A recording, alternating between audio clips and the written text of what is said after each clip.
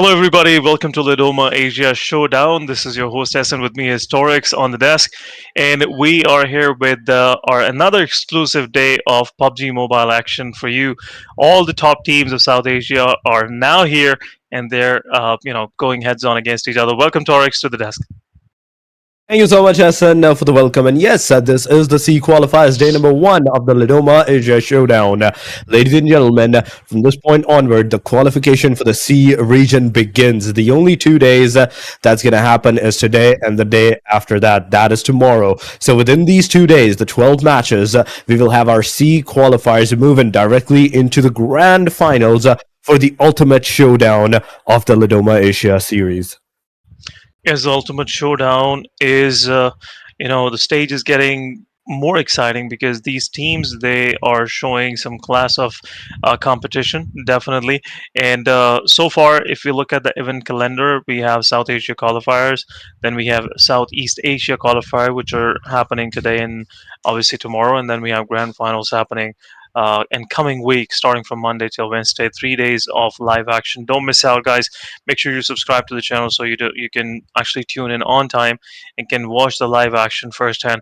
But at the same time, Torix, I'm really excited about all of these Southeast Asia teams, especially the big names will be joining us today, and these qualifiers will kind of set a momentum for the whole grand finals. Let's have a quick look at the total prize pool, guys. It's 1,000 USD. Champion is going to get 440 USD. Second position will get 280 USD for themselves. Third position will have 160, and fourth position will have 80 USD. The most valuable player, most valiant player will get 40 USD exclusive prize for themselves. Well, certainly, but this is the prize pool that you will get if you move into the grand finals. This is the distribution for the grand finals. So you still have the SEA side qualifiers. You have to move into the grand finals. Then you're going to be eligible for this prize pool. But the teams playing today is BIGETRON, RRQ Review, Boom Esports, VOIN Donkeys, there's TALON, there's ALTEREGO, there's SEM9, there's CELCOMDIGI Alliance, there's also TODAK on the first chart. The first few 9 names. I mean, there's another 9 names that will be shown, meaning a total of 18 teams that will be playing today and the day tomorrow. Already, you have like just 2 days of action, Essen, and having more than 16 teams also puts a lot of burden already on majority of the teams, like where they're going to go, the momentum, the rotations and everything. It kind of gets hindered most of the time. It does, but at the same time, you have an extra opportunity of having 8 more players, 8 more eliminations to, get for your team. So definitely, it's not only a downside, also an upside for any team that looks at the situation in a different kind of perspective. But furthermore, we have Vampire Esports, we have E Arena, then we have Team Secret, MG and Viking Esports, Alpha 7 Esports, and we have YANGON Galacticos, BURMESE GHOULS, PLAYBOOKxMISFIT, and Rangers joining us today for this live action of South Asia qualifiers.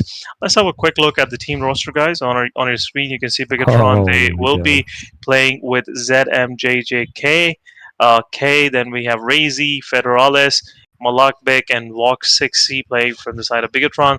Then we have RRQ Rio, Nogat, Lapar. Then we have Nerpeko, Bertien, Sebafthil, very difficult names, I must say, but I'll try my best. Then we have Boom Esports, B56, Grace, Bam Bomb, Praying, Kebo Tekibu, King Kibu. That was a good one, quite rhyming. But VOIN Donkey ID, we have Potato, Vexi, Razak, Zeta, and Gaycore playing from these teams respectively. Most certainly. Then we have Talons, YBF, XZZ, Axel, Boysil, Shields. With ALTEREGO, the name gets a little bit much more because this is first team in the whole roster I think that I've seen with the 6 players.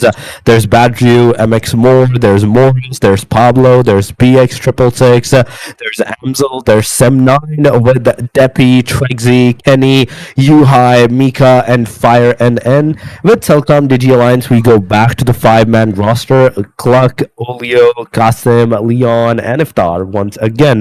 The second roster on our screen, this marks a total of 8 teams. We still have like a decent amount of more names. With TODAK having Real 77, there's Peko, there's Anan, there's Osaka, We are Tapin, then we have Vampire, Schwepp, Tony K, Newsy, Ventores, Mela, Onzenex, and these are all the names that we are mostly familiar of. We have seen these names play in not just the Lidoma, but many of the official series as well. Absolutely, and most of these players, the kind of experience they bring to the table, will definitely contribute toward, our obviously the live matches today, and also toward the live action of grand finale, making it more exciting, more interesting for all the viewers out there, and the competition will be quite fearsome, in my opinion. But at the same time, the kind of names that we are looking at, some of the names that are new, that have qualified from the longer format, definitely, I'm really looking forward to these guys, how they will react to, especially the pressure that will be on them for having all these guys playing side by side in the same lobby, and at the same time we'll be competing against the best of the best that Southeast Asia have to offer. So, Torix, in my opinion, today, first day, obviously will be kind of, I would say, a stage setting situation, but at the Mhm. same time, it will show us the kind of intent and the kind of preparation most of these teams have done against their competition so far. Yes, and we usually talk about the fact that the day number one is the day for the water testing side, but you only have 2 days in total.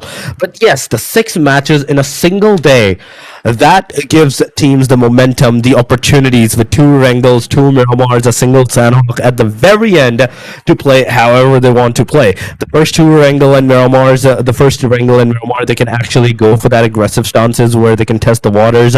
Then from the mat number 3 onward, they can play it slow after the half day is done. But the matches today that is going to be played is 3 Erangels, 2 Miramars, and a single Sanhok in the very end. Yeah, I would say I would have preferred Sanhok early on, because Sanhok is kind of an unpredictable map, and nobody wants to actually end their day on a kind of a defeated note. So it's better to have Sanhok early on, so teams can get rid of this this fast-paced map early on, and they can go by their way Yeah. afterwards. But again, the map distribution, I really like the way it's going to start on the default map at Erangel. Teams will know each other better. They'll have kind of confidence that they need, because even though if you don't make it big in the first match, if you survive for a long time, if you get into some early skirmishes and you come out of those skirmishes victorious, it actually helps a lot, especially to the confidence of the players that are actually getting into a competition like this, where you have only 2 days and only 12 matches to play against these top level teams. Even though if you don't make it to the next round, but still you will learn a lot.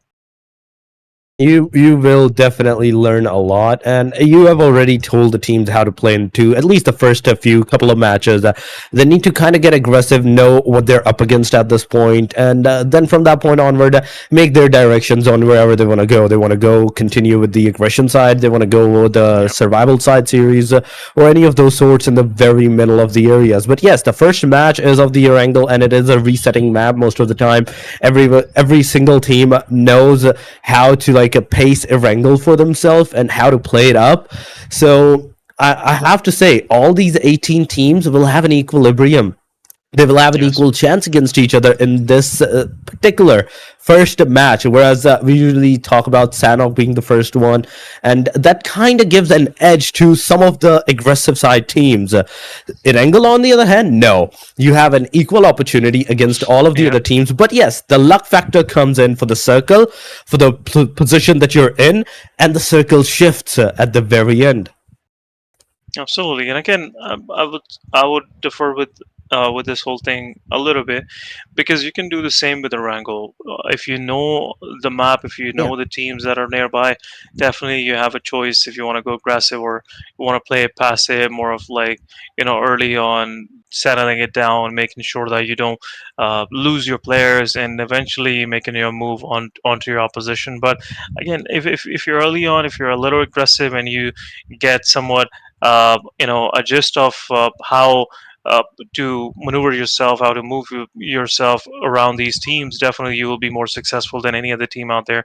But again, it's all matter of how you respond to the whole competition, and especially teams like Vampire, we have Alter Ego, we have Yeah. Bigetron.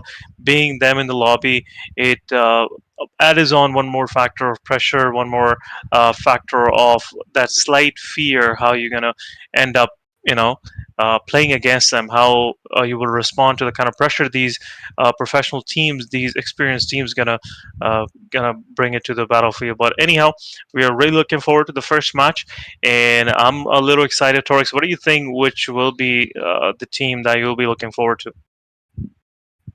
First of all, I will be kind of looking for the Bigotrons on how they like move and rotate, because it has been a while since I've last like casted for the SEA side, and with this, the first match has actually commenced up. The plane line going from the Novorupnoi all the way once again to the western side of Gatka. This is the first match, and already the southern side areas, the Novorupnoi, the military base island, it is kind of like into the favor for the teams. The Milta power plant, yeah, the teams can go over there as well if they want to, but the northern areas, the Rozog, the Georgia Pool, the Yuzna Poliana, the hard big cities, teams usually do go and drop. That's not accessible unless you have a vehicle for yourself. I'm kind of a little worried about the teams that have to go up north, especially to the cities of Yasnaya, Severny, Shooting Range, probably to the northern Georgia Pole, because they'll have a hard time finding the right vehicles, and most of these vehicles will be contested. So we'll see some early skirmishes breaking out, and in the result, definitely, I think we'll have some early, back and forth fights going on, some exchange of damages, some chip damages will definitely be seen, and it'll be I would say, an exciting start to the match. But overall, if you look at the dispersion so far, it's kind of unique how Sem9 is dispersing themselves. Like one of Oh their my players in Ferry god. Pairs, one is going up now north toward the south of Gotka, and two of those players have already dropped out. Uh, at Oh on the my Sasnoka military god. island to actually get one of the vehicles. But look at this, the first circle. It's kind of exciting. Anytime the circle is like uh, deciding in between two islands or which way you want to go, it's always a kind of a riddle for all the teams out there, like how they will respond to this kind of circles, especially the most of the playable area is kind of missing. I would say south. I mean, eastern side of Lipovka, Milta Power, Novorupno, all the water included. So there's no way you can set your foot on. So definitely you'll be getting very exciting, very congested early on. But look at that, we have some early skirmishes breaking out, some shotgun fire, some M4 shots going on, and we are seeing players losing.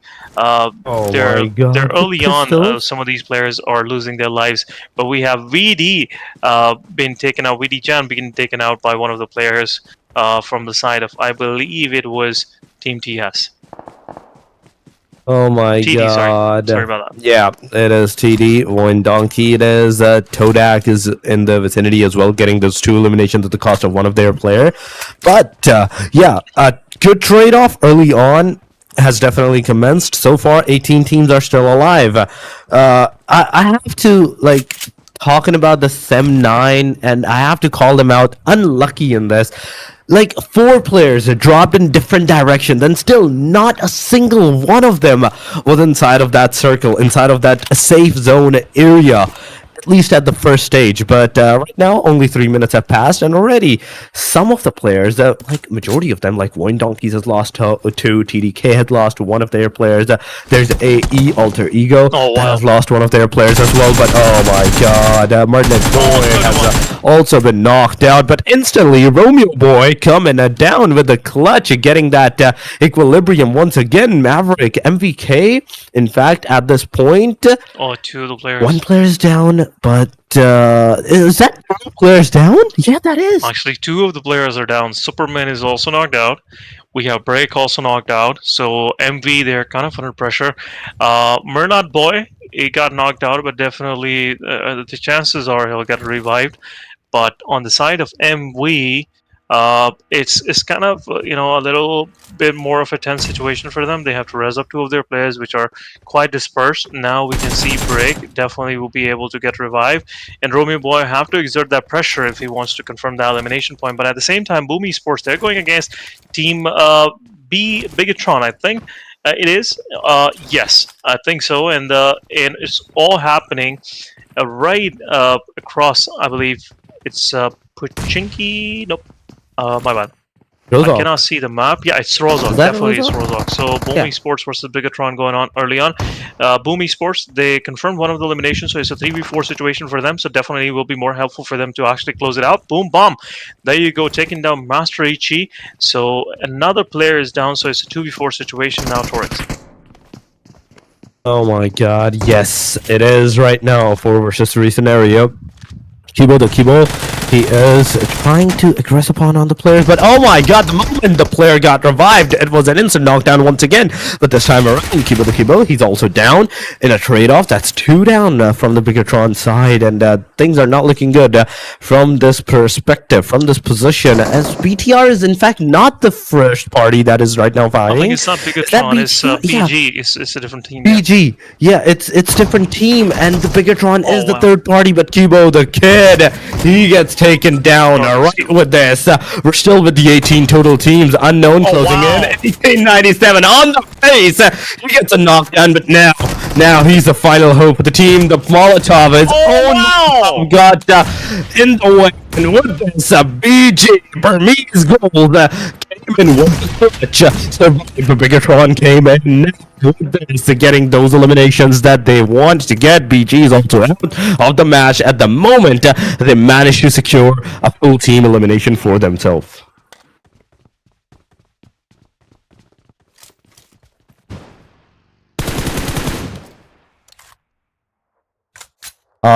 But we do have to see what's gonna happen from this point onward. As we see, like, first two initial teams, they have been eliminated. But now, from this point onward, the fights are gonna actually commence back to back. Boom, BG, these are the two names that have been eliminated. But aside from that, if we're talking about the rest of the teams, we can definitely see at this point that the fights are definitely commencing. Once again, there is like one player from the team RQ that has been taken down. He is knocked out, so there is a situation where he needs to be very careful to whether go for the fight or to stay into the safe side area and wait for the team to come back on as a 4-man, then move ahead. But in this particular situation, nobody's going for SWA's a revival. Neferko, he's cooking those grenades. The player is right close to the proximity, but the fights are not commencing. This is the thing. Neferko Ryu cooking the grenade. 1 second, 0 second. The grenade goes kaboom, but no connection whatsoever. In fact, the player Neferko gets taken down. Masal is coming. Amsal comes in, gets that knockdown. It is alter egos. And now taking the last fight against the last guy of the team RQ. Alright, this is now a 1v2 situation for them, but definitely shotguns, they don't make it easy for a situation like this. But finally, Alter Ego goes in, confirmed the final elimination, and RRQ goes toward the lobby at 16th spot. We have early on almost I would say 2 teams getting out, 3 teams getting out of the match early on. We have Team E Arena, they're getting pushed. Who is the last man standing? Definitely is a 2v1 situation. A lot of utility will be traded toward the player, but let's see how you're gonna respond to the whole situation. There you go, another nade, wing cook, and nade goes in. Definitely will confirm an elimination, but at the same time, they know where exactly the player is, which makes it easy for Talk to actually finish this whole deal for E Arena and get them out of the match early on. But in the kill feed, we have Alpha 7 Mafioso is confirming eliminations on Alter Ego. Alter Ego.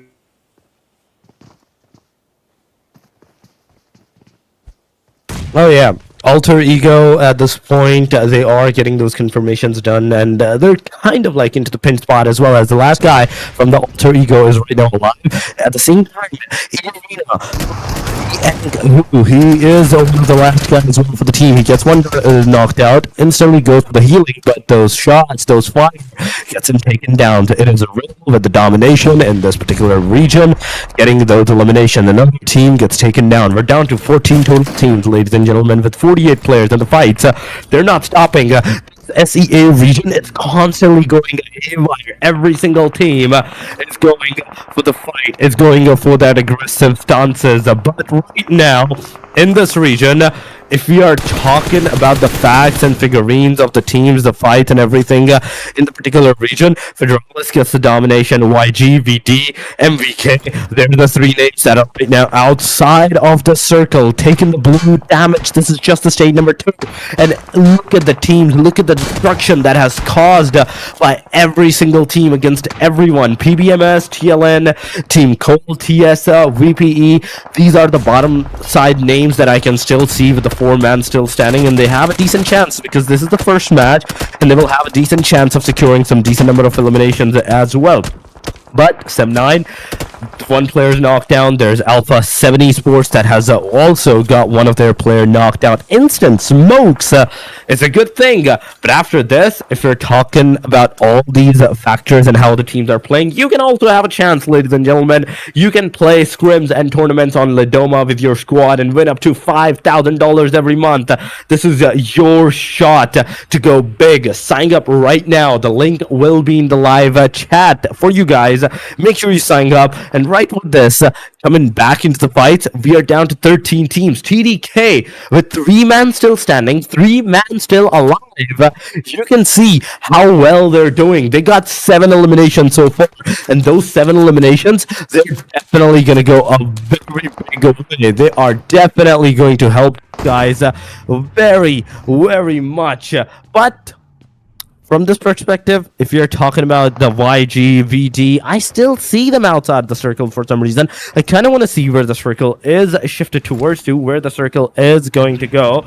But aside from that, Alter Ego, I have to commend to them. They're also a solo player that is still alive. 4 elimination to the team. PLN, Talons, they're also 4-man squad with the 4 elimination, but RNG gets taken down. It is another elimination right on the proximity. There we go. Oh my god, the circle is almost to the water, but now the circle has shifted back towards the land. Melta Power, the power plant, and the I'd say nuclear plant area. Those are the areas that I can see inside the circle. In fact, where the team Talon is right now, they are very decent. They're in a very decent position, almost in the dead center of the circle. But A7 Esports, A7, you can see them close to the team Talon, and in a short while, the fight may commence. The fight may occur, and we don't know right now when that might happen, when this fight will actually commence, or maybe the others,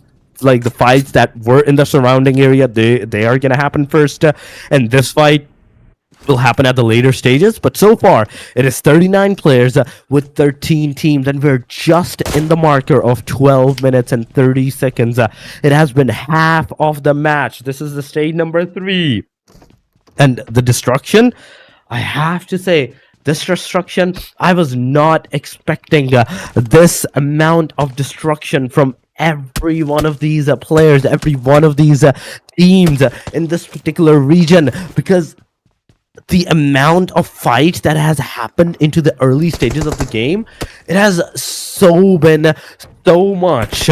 But yeah, 12 teams, another team got eliminated, and that is TDK. Alter Ego, I don't know what is going on with this team. They're still alive with a solo player, and the team that was a 3-man squad, they have been eliminated.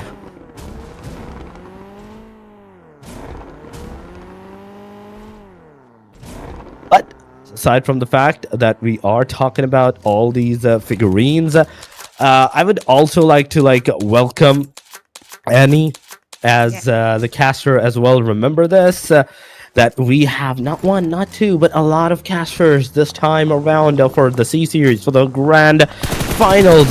But yes, for right now, Annie, I welcome you into the mid game where only 11 teams are remaining.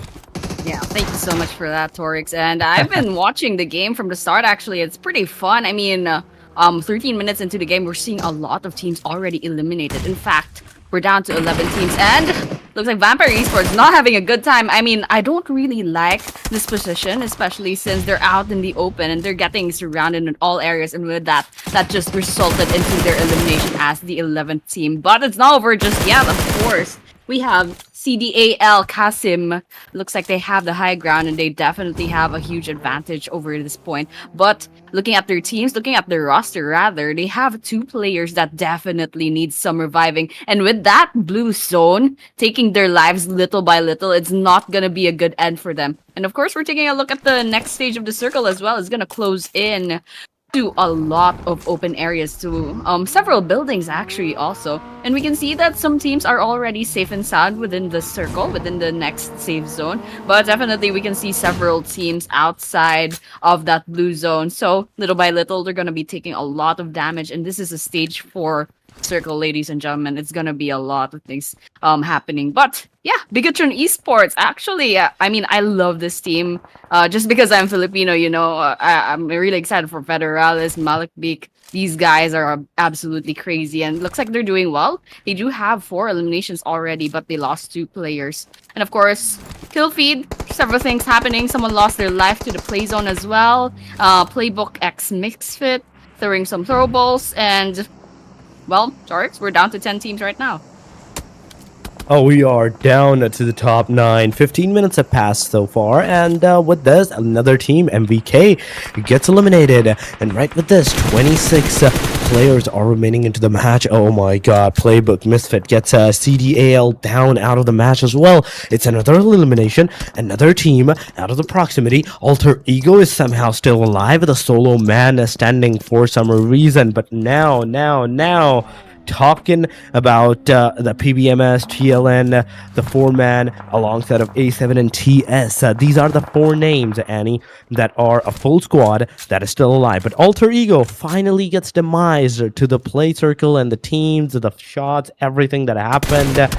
And with this, now only 7 teams are remaining. RNG close to the proximity of another team. The fight can actually ensue at that angle. And TS Summer 30 taking those grenades, getting those BTR players down and out somehow. Summer 30, that was a knockdown for you, and that will be an elimination for the team. The first elimination for the team, Team Secrets, at this particular moment, into the stage number 4, 16 minutes in.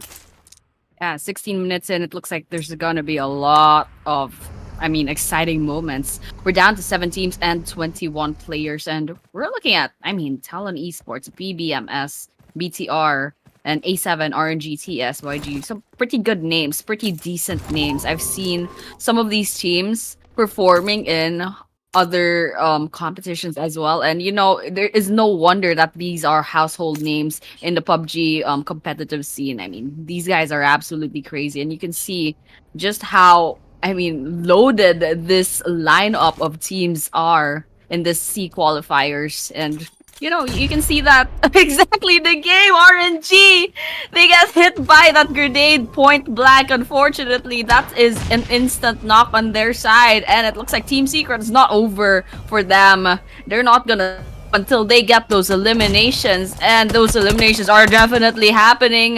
With that, RNG completely gets eliminated off. Team Secret will not stop at anything until this building burns to the ground. Oh, until this building burns to the ground, they are never going to stop. They're not going to stop throwing all those utilities that they have. They're going to dump it up. But A7 Revo, right now on our screen, he's looking at the proximities, where the enemies are, where the players are. And in a single short while, he will have the opportunity to take that initiative to eliminate the players up. But talking about A7, TLN, these are the names that are inside of that circle with a decent number of players. Talking about the team YG, only 1 player I can see inside that circle. BTR is down to the last guy as well. That is inside the circle so far. But Team Secret, they need to not only move inside the circle, but also take that proximity fight against the teams. For now, they can easily enter, they can take those compounds that are into the proximity of the circle, they can hold it out for themselves, but we are down into the top 5, ladies and gentlemen. We are down to the top 5 total teams. 18 players are remaining, and the fight is a 2 versus 4 versus 4 versus 4 versus 4. 4 teams with a full squad and a single team with a duo into the vicinity. Yeah, this is gonna be really fun. I mean, that circle is already at stage 5, and I think everyone's kind of in the same vicinity already. PLAYBOOKxMISFITs, they don't have a really good area right now. I mean, they're kind of scouting the area, trying to see if they can find perhaps a really good location to kind of camp out and get some kills in the bag. But look at this Mon boy, hee with that horse on their side. But yeah, I think they're taking their positions.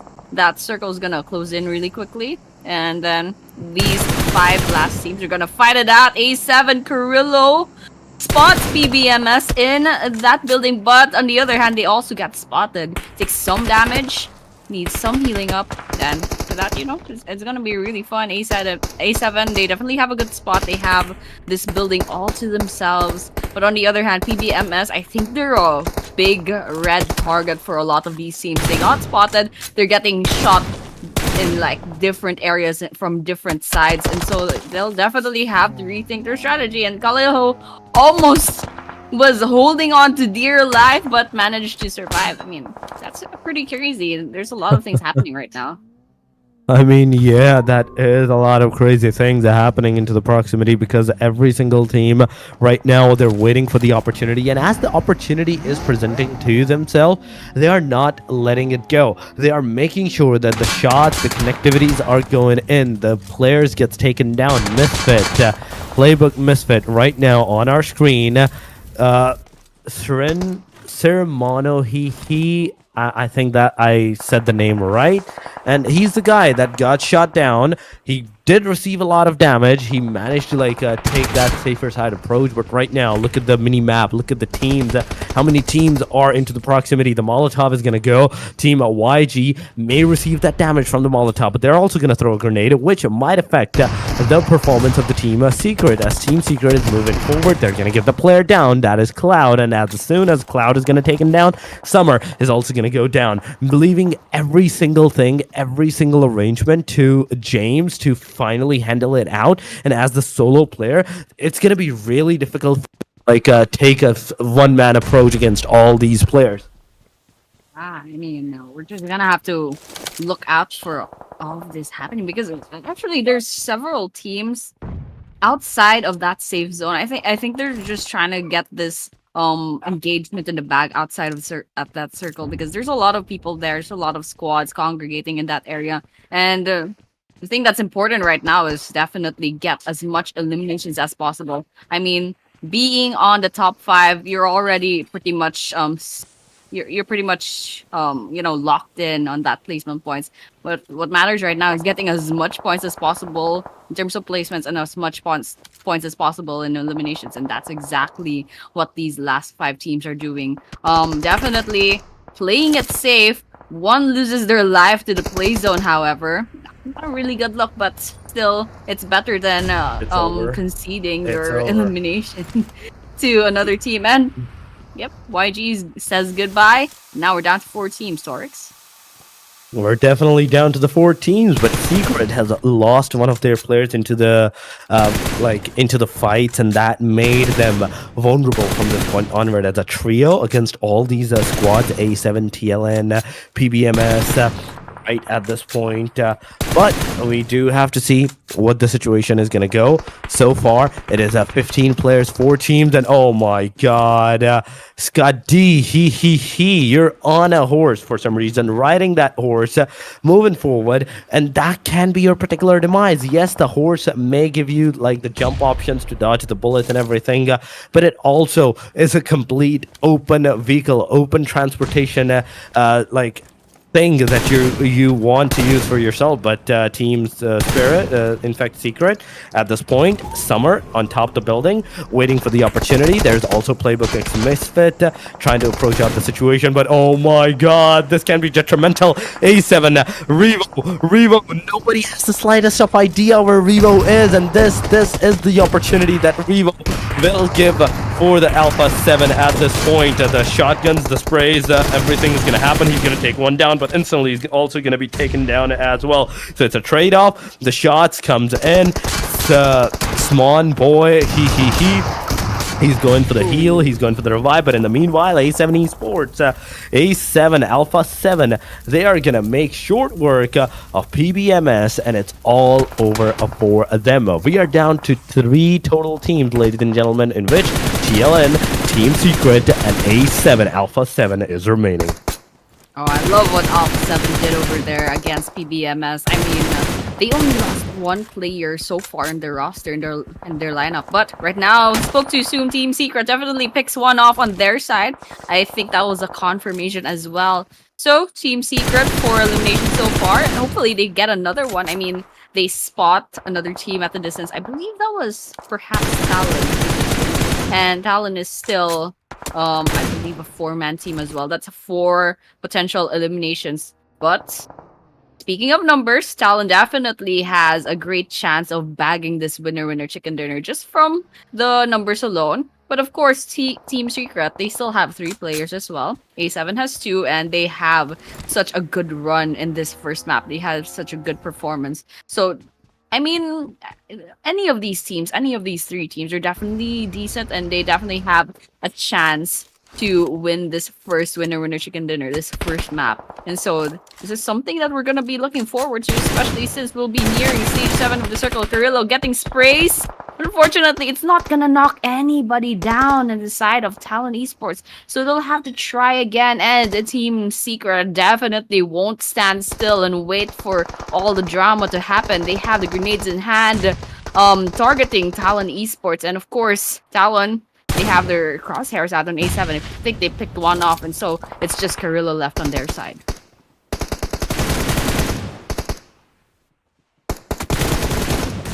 Yep, there we go. Carrillo, that definitely goes down, and now it's between Team Secret and Talon Esports.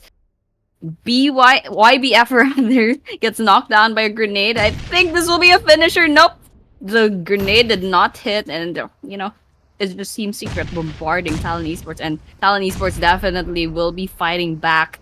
And yep, it's definitely a throwable warfare in the last few seconds of the game. I mean, this is all in for both of these teams. This is a fight to the death. This is a death match at this point. It's an open field. There's an elevation. There's a slight elevation in the ground, and so there's a lot of throwables coming in. Team Secret gets knocked down on one, and now it's just Strong XIX that's left against 3 players of Talon Esports.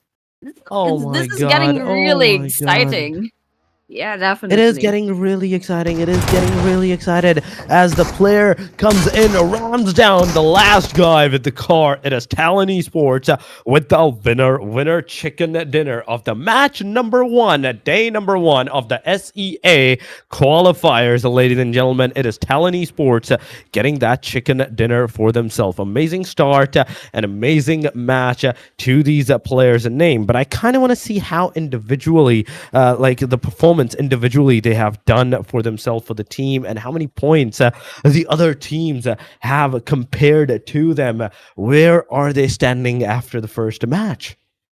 Yeah, I mean, I'm kind of excited for that as well, because there's some teams that did really well, and actually the eliminations between the teams kind of spread out quite quite equally. There's several teams with like a whole squad wipeout. So you know, that's something that we're gonna be looking forward to, and I think we're just gonna, you know, clean that up real quick. But for now, I think, you know, what I really want to know is the statistics for our winner chicken. Yep, definitely we have Talon Esports bagging this first win on match number 1, Erangel. So once again, this is the not the C finals, this is the C qualifiers, and there are 18 vying teams trying to get qualified for that finals. So Talon Esports, they have a good start and they won that winner chicken dinner and they have a decent amount of eliminations as well. So, crossing my fingers, especially for all the fans out there, do make a lot of noise and do like and subscribe this Oh. stream. There we go. Mafioso, 701 damage, 4 eliminations, 22 minutes and 54 seconds of survival time to this guy. A very decent one, a very amazing survival. I have to give it to him because this was the Erangel. We were not expecting that much teams to get early eliminated. But yes, the survival was definitely there. The survival is here. 4 eliminations on top of that with the 701 damage. It completely justifies his eliminations. And number 2, his aggression was the top-notch one. And that is why he is the MVP of the match, ladies and gentlemen. But the rest of the stats, we will see. I kind of want to see how many utilities are being dumped upon in this match. Because the utilities number, that will give us a slightly more idea on what the situation was for the whole match, how the teams were using their utilities, their grenades, the smokes to make the paths or take down the enemy side, the Molotovs, because we saw at the Rozok area, we saw the Molotovs being dumped at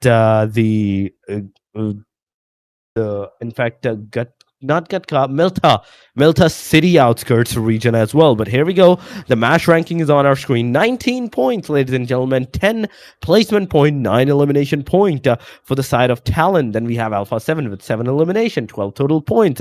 10 total points for Team Secrets. PLAYBOOKxMISFIT, 9 points. 7 for BIGETRON, 7 for ALTEREGO, 7 for TODAK, 6 for YANGON, GALACTICOS. Then we have CELCOMDIGI Alliance with the 4, Rangers with the 3, Vampire with the 3, Burmese GHOULS with the 3 as well, alongside a Boom. Then we have a row of 1-1-1-1 for MG and Vikings, VOIN Donkeys, and Sem9 alongside of RRQ. The only team in this match that couldn't get even a single point for themselves is the team E-Arena. Yeah, and I mean they have like 5 more chances for tonight and 6 more maps tomorrow. So for those teams that weren't lucky enough to bag any points for this map, they have a few more chances left to go. And of course, today's matches, I was just speaking about this. Of course, we do have Erangel as our match number 1. And coming in next will be match number 2, Miramar. Same size as Erangel, but definitely a lot more open fields and a lot more elevations and so much buildings all around. And well, having a vehicle is definitely a must have, especially in Miramar. And so with that, I'm really excited for match number 2. Match number 1, Erangel. We're going to be seeing 3 of those maps tonight. And of course, Miramar will be coming up next. So with that, Tarks, I think that concludes our map number 1. And we will be going on to a short break for a little while. So for those of you in the live stream, supporting the live stream, thank you so much. But stay tuned. We'll be back in a few minutes.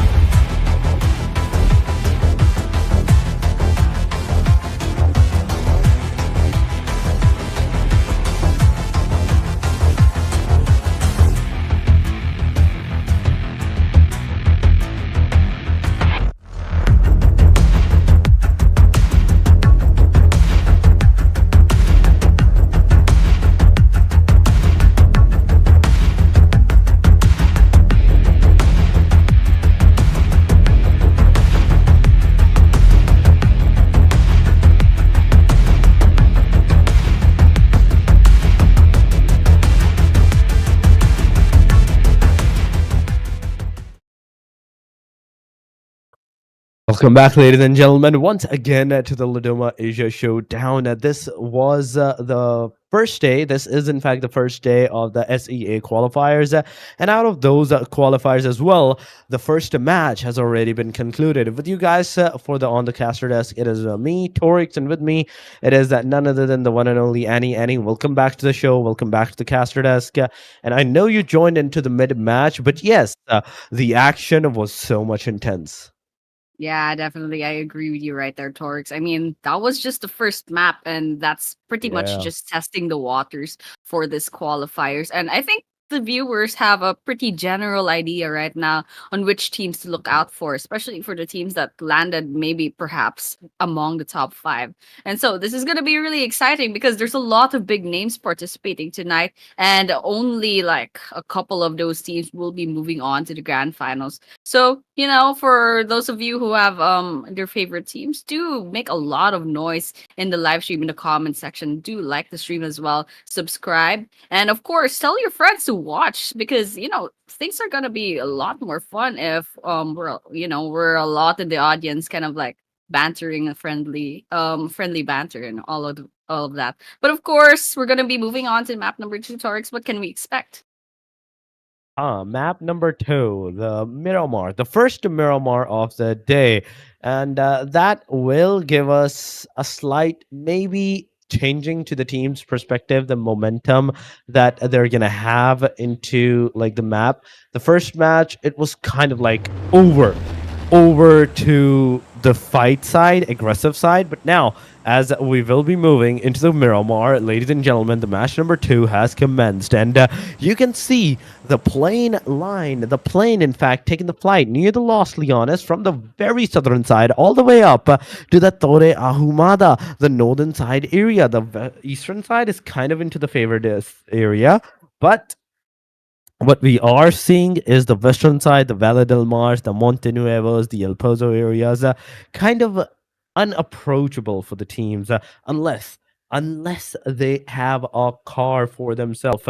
And in Miramar, we usually do talk about the fact and figurines that yes, if you don't have a car, if you don't get a vehicle for yourself, then you're going to be in a very big pickle.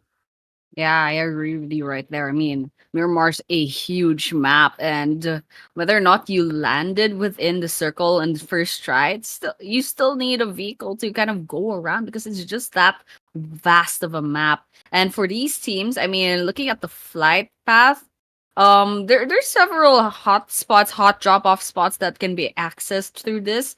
But then again, this will be like depending on where the first circle is gonna go, where the stage 1 circle is gonna go. I mean, if it's gonna go all the way up in El Pozo, that's gonna be pretty funny. But hopefully this game is gonna be really merciful, and definitely merciful that game is, because the flight path is just within the circle. So for those teams that dropped off towards the later part of the flight, then it's good for them. They don't have to worry about stage 1 of the circle. But for the rest of those who landed towards Los Leones and everything else down south, then they'll definitely have to think about rotating really soon. And so with that, looks like we're going to be starting off our Miramar map. So it seemed that there will be skirmishes, except for now. I mean, looking at the guns is not very ideal just yet. So this is all about, who gets the best gun in the first few seconds of dropping off. And then, you know what? These two teams, this is Team Secret versus I couldn't quite catch the name, but I think there's another engagement somewhere out there that's PBMS, and I believe that was Boom Esports, and What? CDAL is fell off somewhere. Not a good start, but you know what, they'll make do with what they have. I mean, at CELCOMDIGI Alliance, you are in the Los Leons, and maybe you drop down from a very tall building. That is right now maybe a slight bit start for your demise as well, unless there's another team close to you. Then that means that demise chances get a little bit higher on the higher side. But Team Secret right now on our screen in the front lines, there's the team BG, whereas we can also see another team into the same area, that is EA and TS into the proximity. But there we go, Boom Esports taking the fight, PBMS also getting those engagements for themselves. There's the knockouts, there's the confirmations coming around. 69 players, Annie, are remaining into the game. 69 players are right now alive. So with this, at the early stage, getting those players eliminated, PBMS has lost 2 of their players.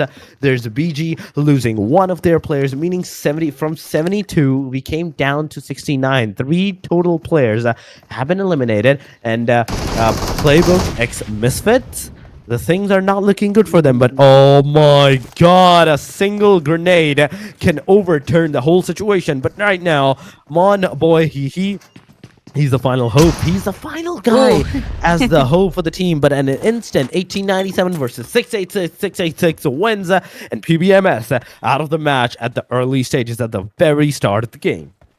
Oh man, PBMS got smoked just like that. The first team to get eliminated off, and I mean, it wasn't really going well on their side anymore. They had the numbers disadvantage. I don't think they can even loot properly at that point. And of course, that's just it. I mean, things happen. Maybe they were just a little bit unfortunate with their drop-off points. But of course, what I'm really interested in the present right now is these 3 teams in this one area. This is BG versus EA. I mean, there's a trade-off between BG and EA, but definitely Team Secret's not just gonna sit there and do nothing. They want a slice of that cake. They want some kills as well. But who from Arena getting some damage against Team Secret? And I don't know if Team Secret knows has some information as to where their team is, because definitely they're hiding quite well. EA, they have 2 eliminations already, but they have to worry about 2 different teams as well. I mean, there's Team Secret and there's also BG. So with that, it's still quite early on in the game. Let's see how they'll do, especially with not so great guns, not so meta guns on their side just yet. So you know what, storming up the building, Team Secret on the 2nd floor. Who will be climbing up? They definitely heard those bullets. Jaiki behind this wall. Just 1 peek, guys, just 1 peek. This is a potential 2 versus 1, now a 1 versus 1. And with that, quitting game, I don't think they're gonna risk it. They're definitely not gonna risk it just yet. They're definitely not going to risk it out right now, but GK, he has an 1897, the pump action. The moment the player is going to step up in the front lines, that 1897 is going to take its aim on towards the players. But oh my god, T-Range gets taken down. Now the guy is knocked out. The player needs to get that revive, but oh my goodness! No, Team Secret! The situation has been overturned on you guys, as it's a back and forth elimination coming on, and within a split second, the Team Secret, that was a 3-man, 4-man alive, is no longer into the game. They have been completely annihilated from this perspective of the game, of the matches, and right with this, we are down to 16 teams. 2 teams, Secret and PBMS, are the ones that will get eliminated early on. Take a look at their standings too in the leaderboards. That is the top number 2 and top number 4 team from the previous match getting eliminated so early on this Miramar map. And of course, once again, there's a factor of luck. There's an element of luck when it comes to Battle Royale games, and perhaps they're just a little bit unfortunate. But of course, I mean, kudos to EA as well as BG BURMESE Ghouls. They definitely turned the tides around, but I don't think it's over just yet, because Vampire Esports, they ran into another team as well, and I think that was AE. Actually, this is gonna be like a potential third-party situation, and ALTEREGO. Oh wait, no, it's definitely not. This is a different place. Badru is taking a lot of damage right now, but managed to get away with their lives. Vampire Esports versus ALTEREGO. Vampire Esports 2 down on their side, but they do get some kills again.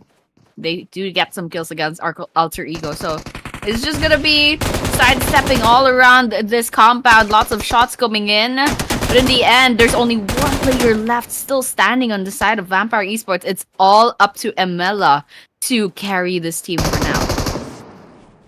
Oh my god, the solo guy, AE, ALTEREGO, BX666, it's all up to you, and he manages to push it off. Oh my goodness, he manages not only to eliminate the players, but also save his team member. And now the guy, ALTEREGO, will go back to the 3-man party, but oh my god, Badru, why? Why are you looting? You have to revive your player first. He is so focused on the looting, and he's like, okay, you come to me. I'll loot until then, and then I'll give you the revive. But 4 eliminations, have to give it to them. Hands down, Alter Ego did this fight very beautifully. But now, another circle shift has ensued. And you can already see how well the team has cemented themselves inside that circle shift. San Martin area. There is 2 teams that are just chilling around the premises because they know they don't need to fight. They just need to hold the circle down. In the very center, there is the team BTR near the team at TOK. So, Peko, I can see him super close to the team BTR, and the rest of his team should be into the close proximity as well. So 2 areas, 2 angles, 3 angles they can definitely use to turn it up against the team BTR. Yeah, I mean, there's a lot of things that could happen at this point. But right now, everyone's gonna prioritize on rotating into the safe zone. And there's several teams outside of that blue zone, so, you know, they'll definitely have to go and get them moving. But over here, Sem9 takes a spot BTR the distance, gets some shots, and Scooby goes down, however. Federalis inside of this buggy.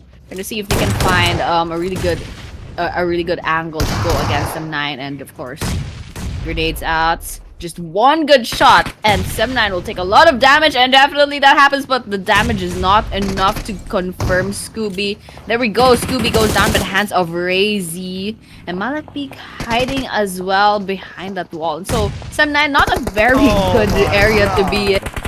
Good shot from Federalis, however, that's absolutely crazy. And with that, BTR, they do have 2 players knocked down, but on the other hand, they're doing so well against Sem9. So with that, just a few more knocks. It's over. It's over. It's definitely over. And that's a domination at the side of Federalis. Congratulations. Oh my god. I have to give it to these guys. I have to give it to the BTR. The way that even though the 2 of the players that were knocked down, they still managed to get all those eliminations and those aggression done upon on the players. It was straight up amazing. But now a third party has ensued. Team Yangon Galacticos are into the vicinity of BTR. The grenades are being cooked. They will be thrown on the team, but Federalis with the S12K gonna take 1 player down. Now Federalis' position has been revealed, and the team will try to go over there to take the fight. But oh my god, what am I looking at? The grenade actually made its way, got another player, the Yangon down, and now with this, Yangon made a connection with the team BTR as well, getting 1 player knocked down. Instant confirmation came onto the way. Now the third one is down as well, so leaving everything to Romeo Boy. He's the solo guy. He's the only hope of the team, and without some knockouts or some eliminations on his side, he can't get it done. He will have to be very careful on what he's gonna do from this point onward, because a single wrong move will mean an instant demise for the team. Romeo Boy going for the revive from the backside. There's another team EA coming in with the clutches, with the grenades and the throwables.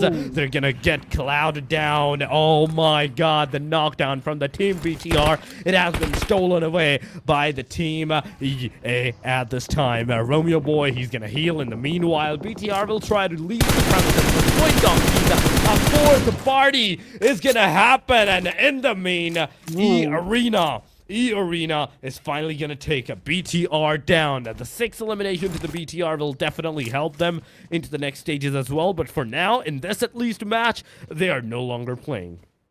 Oh my gosh. In the span of a few seconds, there's a lot of crazy things that happened. And of course, E-Arena, they were dead last in the previous map, and now they have 8 whole eliminations to themselves. You know how fast the tables turned, just like that. But of course, we're taking a look at how the rest of the teams are going. I mean, we saw the end of BTR just now, and of course, this area, this compound is definitely not peaceful yet. There's still E-Arena, and I believe Yangon is still up in the running as well. And so it's gonna be between these 2 squads who's gonna eliminate 2 at this point. And I mean, EA, they only have 2 players left, but they definitely have a good run. I mean, 8 whole eliminations is very impressive on their side, but I definitely want to see what YG's up to. And with that, Romeo Boy finally meets his demise, and with that, that's 1 more elimination on the side of E-Arena, and goodbye to YG. Oh, amazing. E Arena. 9 eliminations in this match, whereas if we're looking at them into the overall ranking, the previous match, the Erangel, they had 0 points for themselves. That means not only they have multiplied their gameplay by 9 times into this match so far, but also they're still surviving into the top 12. Meaning that in a short while they will be one of the contenders that will be alive for a tad bit longer bit of time. They will start to get some decent positioning point as well for themselves. VOIN Donkey in the meanwhile, 1 elimination, 4 men still standing, 4 men alive, and inside the safe zone as well. Whereas the 30 seconds marker has ensued, the circle is going to take a shift. Within the 30 seconds, we're going to have the stage number 4, meaning the team will have more and more damage on to their side. So the situation has to be overturned. And in 12 seconds, we will see what's going to happen, what will ensue from this point onward. Alpha 7, Squash, Boo. He is looking very long side with the 3 times for a split second. I couldn't even see the guy. And I'm just imagining how can he from this angle as well. Yeah. I mean, that's probably a really good scope or a really good phone that they're using to be able to see, to be able to spot anything from that distance. But of course, we're gonna be seeing the next part of the circle is gonna be closing in on a lot of open fields once again. There's some scattered buildings, and so a lot of these teams you could probably like take one of them and then kind of camp out in that place. But of course, there's still several teams. There's still 2 digits of teams that are still up in the running. So it's definitely gonna be an exciting mid to late game. And of course, we're taking a look at Alpha 7. They're trying to use their snipers, trying to put it to good use. Since Miramar, it's pretty much a map full of sniper guns, you know? So we're trying to see if they can get some pickoffs on their side. And I don't think they found anything just yet, but there's another team at a distance. I believe that is. I can't quite catch it, but yeah, there are definitely some potential kills on the other side, and that circle is just gonna force everyone to kind of go into the same vicinity. So it's gonna be really fun, especially once everyone's in the same area. It's gonna be a huge bloodbath, especially with a 42 players still standing. And so 15 minutes into the game, there's still a lot of teams with a full roster, and a lot of teams that definitely need those eliminations to be able to put themselves up in the leaderboards. And that's a spray taking some damage from a distance. That's some really good shots from far. Oh my god, some decent number of shots that are coming in. Look at that, Lapar. Getting those connectivities on towards the players, but instantly the retaliation came in to this guy as well. He did got a decent number of damage as well. MG and Viking Esports so far on the top of the mountain, outside of the play zone, safe zone in fact, and in the front line I can see the team Boom Esports into the vicinity. Team BG is also receiving those casualties, and now down to the very last guy. They're gonna go forward, but Godspeed is gonna take one of the player from the team A7 down. Mafioso now go for the revive. He will go for the heal factor, but 10 super low. You have to use that DBS with the fullest, but now you are not able to use it. You're going to get taken down. The Molotov comes in. Boom P56 gets taken down. Superman, a very amazing move. Now, Boom Esports down to the very last guy with this Molotov. And oh my god, there's more damage coming from where this is happening. The player will heal while the Molotov is extinguishing. The player will heal. They will go face to face against each other, and they kind of bet a blank on whether to shoot, whether to not. But from the backside, there we have it. NMWKE Duck comes in, gets Boom out. It's all over. Duck, you beast, getting 2 of those eliminations out of the 3. That was pretty funny. They're like, oh, there's someone here. Wait, I forgot to shoot. And then, well, yeah, that's the demise for BG. And of course, A7, they have just newly joined the fray. I mean, it's just 1 elimination, and Carrillo's already picked off. And so I think Alpha 7, they'll definitely have to go ahead and get really aggressive if they want those elimination points and make the most out of this map number 2. And of course, just like that, we're going to be moving on to the next stage of the circle. And there's a lot of teams towards the edge of the previous circle, so they'll have to go ahead rotate into the area because that blue zone is gonna be a lot more damaging than usual. And so with that, we're taking a look at VD, I mean VOIN Donkey, I believe.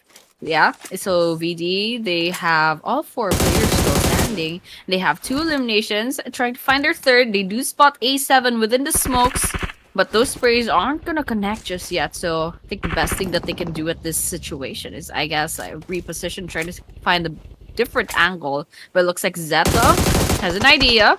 Spots A7, gets some damage actually, pretty good happenings, but of course RRQ takes a lot of damage as well. Not looking good for their side. I mean, they need to revive one of their players, and of course they still have 0 eliminations, so they'll definitely have to step up sooner or later. I mean, it's the first day. It's just the first few matches. It's the second match of the day, number 1 out of the 2 days that they're gonna play. Still, they have a really decent chance of securing some decent number of eliminations. But yeah, they do need to step up. They do need to improve their game from this point onward if they want to like have any kind of survival chances for themselves. But right now, talking about Lepar giving that revival to his own team member. 10 teams are still alive. 34 players are still remaining into the match. And we can see ALTEREGO closing to the Alpha 7 Esports. The grenade will not connect, but Drew's DBS will definitely connect. Get the player down. It's a confirmation right there and then. 6 elimination to the ALTEREGO side, and they're moving forward. But from the back side, you do definitely see Alpha 7, in fact, throwing those grenades, trying to get some casualties on one of the players, but Mafioso, he gets taken down by the hand of RNG. RNG, oh my god, that's a third party. ALTEREGO can do a 4th party into the front lines and get those eliminations for themselves. That's exactly what happened. Grenade from the BX66 got the confirmation of all Alpha 7's player. Now Badru, he's gonna receive a damage on the face. He's gonna get taken down as the Badru is down. The second grenade, the third grenade might make short work of him. And Lapat also gets 1 player from the ALTEREGO down, meaning ALTEREGO is very effectively down to the very last guy as well. Alpha 7 goes down, but on the other hand, it's not over just yet. VD gets a lot of sprays in, but unfortunately, it's not going to be a knock just yet. And I believe that's RRQ. I mean, there's still a pretty full squad, but that grenade might change things. Some damage being done, but it's not enough. It's definitely not enough. RRQ, I mean, I don't really like their position right now. They're out in the open, very susceptible to these grenades. And RRQ, yep, they find VD as well, tries to hit back with the grenades. And of course, nothing will come up from these 2 teams. But over there, RRQ gets some shots in against RNG. And of course, that's a confirmation on their side as well. That's 2 eliminations so far. Make that 3 by the hands of Burndia. And of course, yeah, pretty good start. But they're not out of the woods just yet. There's a lot of teams to worry about, especially since we still have 8 teams standing and 25 players as well. And so we're just gonna look out for a lot of things that can potentially happen in a few seconds, because we're already 21 minutes into this Miramar map. We're already seeing stage 6 of the circle. RNG loses their lives, loses their place in this map. We'll be seeing them in the next map. And of course, we're down to 7 teams. And so with that, lots of teams still in the running, and especially TALON Esports, our top number 1 team. Still only 2 eliminations. I'm excited to see how they'll play out in this last few seconds. How will they play out in the last few seconds? This is the question right here at this point. We have 3 eliminations for the MGN Vikings Esports. On the backside, they can see RRQ closing into the proximity. There's also more teams, but oh, come on. Ryu gets taken down. That's 1 guy from the team RRQ, instantly getting a knock. The 14th, the player that was a 4-man squad, is right now down to the 3. Confirmation taken down as well. It's a confirmation. Superman, what are you doing? What is Team RRQ doing? In fact, at this point, it's a back and forth. 1, 2, 3, and it's all over. RRQ out of the match. Oh my god. Hashtag number 7, they're residing, and they get out. Arena also losing their players as they're down to the last guy. And as soon as I said that, the last player gets eliminated as well. It's all over. We're down to the top 5 teams, ladies and gentlemen. Whereas we can see Break, we can see Superman, the 2 players from the team MG and Vikings Esports alive. The rest of the teams, Talon has 4, Team VOIN Donkeys has 4, but I can see 1 player being knocked out, so someone needs to get that revival done as soon as possible. TDK has also one of the player knocked out, so someone needs to get that revive on towards the last guy, on towards that guy, in fact, as well, the 4th guy as well. But talking about VOIN Donkeys and their close proximity to the team MVK at this point, MVK, they are down to already the duo. So the duo is kind of farther away from each other. There is a slight difference, slight distance between the 2 players. So if the team VOIN Donkeys gets even a slight bit of idea, okay, where the teams are, where these players are, they will not hesitate to rush upon on these guys as, oh my god, Superman gets taken down by the hand of Razak. And now with the 10th elimination close to their hand, close to their backpack, they might just go for that aggressive stance into the close range proximity. 17 seconds, the circles closing in. Razak is in the close vicinity. Break, you are looking at Break, the solo guy that has everything residing on his shoulder for this match, for the match number 2, for the survival of the team. And Razak throwing the Molotovs, throwing the grenades, the fires, the sprays from the CELCOMDIGI Alliance is going to break at this point. And right with this, it's another team elimination. We're down to 6 now, but I think that's going to be changing really soon. CEDAL, they spot moving vehicle from afar. They're trying to get some of their sprays in, of course.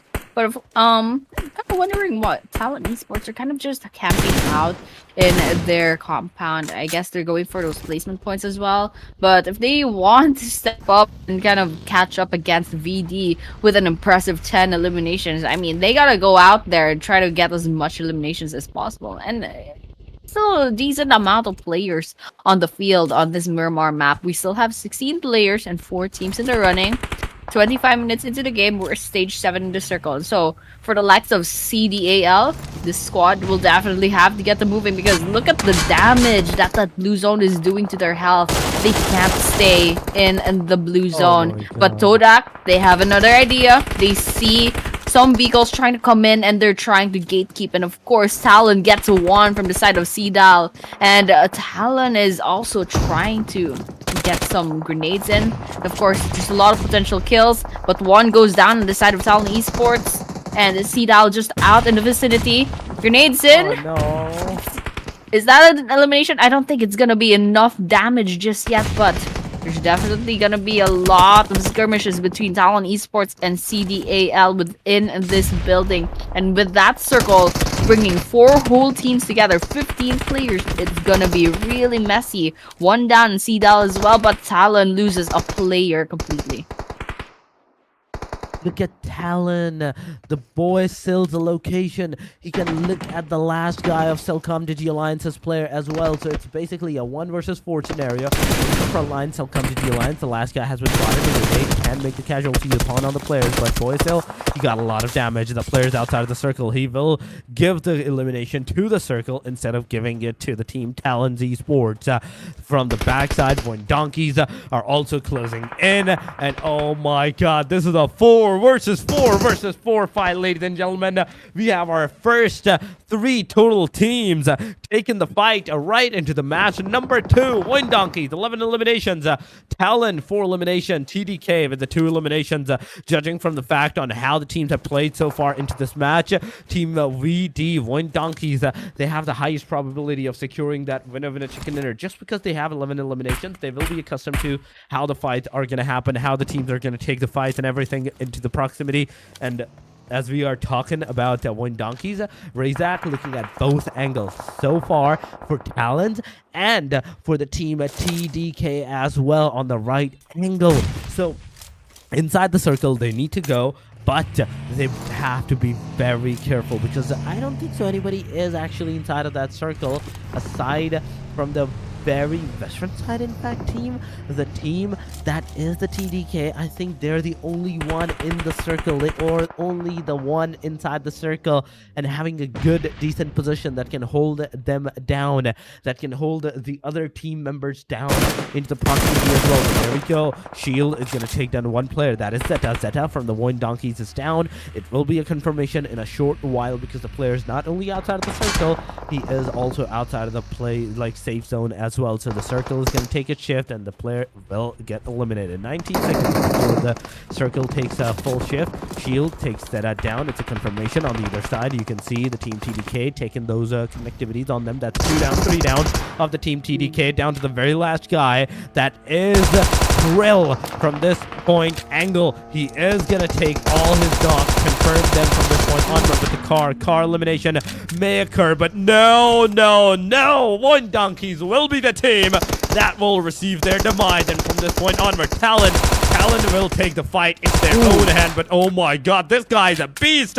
This guy is drilling everything. He's gonna take one down, take two, almost down to the very last HP, but in the very end, it will be the team. It will be the team Talon that will have the winner chicken dinner. That was absolutely crazy last few minutes. I mean, Talon Esports, of course, really good run on their side, but on the other hand, a real from I believe that was TODAK. That was a pretty good last few seconds. I mean, they pretty much took down VD all by themselves, and I really thought there was a chance that they could take this the 4 versus 1 all around, but in the end, it's really Talon Esports bid that numbers advantage, and they won that winner chicken dinner. So like, pretty good run so far with Talon Esports. I believe they were already number 1 on the leaderboards.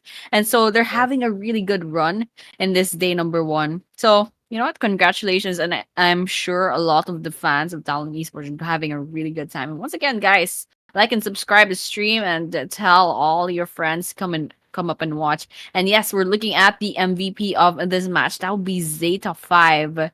And with that, that's 4 eliminations, 862 damage, and of course, survival time of 26 minutes and 25 seconds. So, decent amount of damage, decent amount of eliminations as well.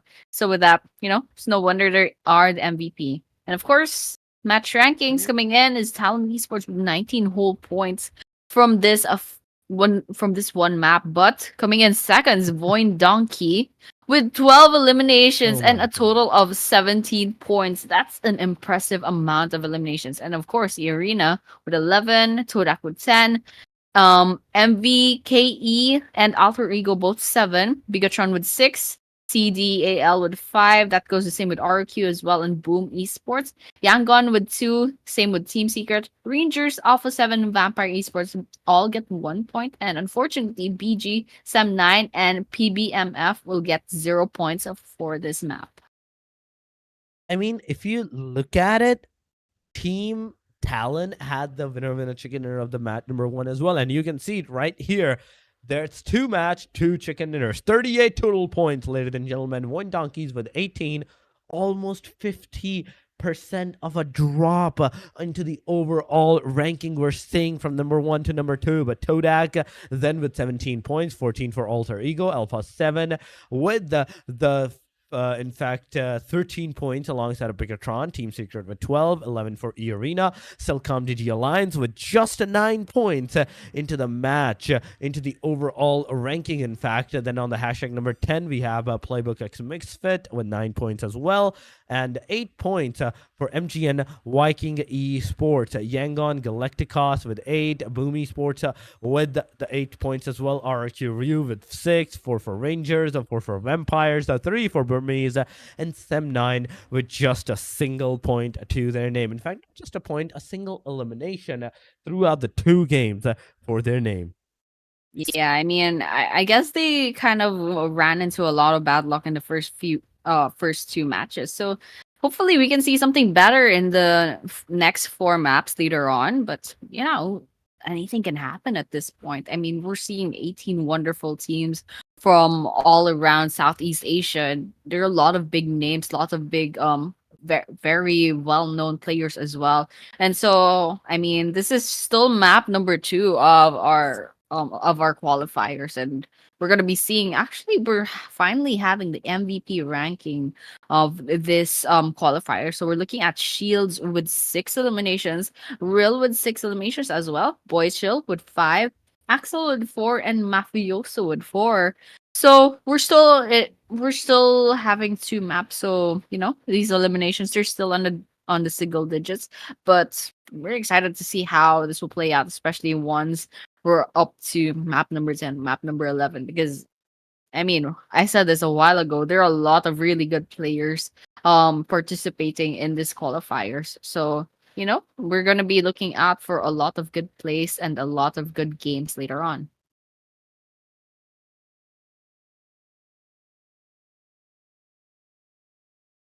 Yeah, and I mean, this is the map MVP ranking once again.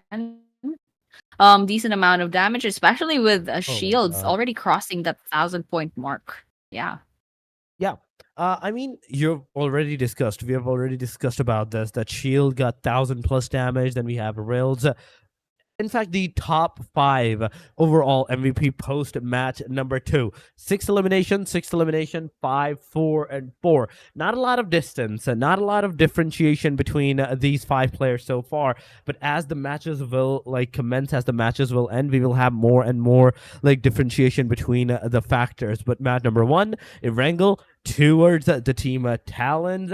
Now, once again, it is a Miramar that was into the team Talons as well. Then once again, onto the mat number 3, we will be going into the Erangel match, then Miramar, then Erangel, and last but not the least, it will be the Sanhok match.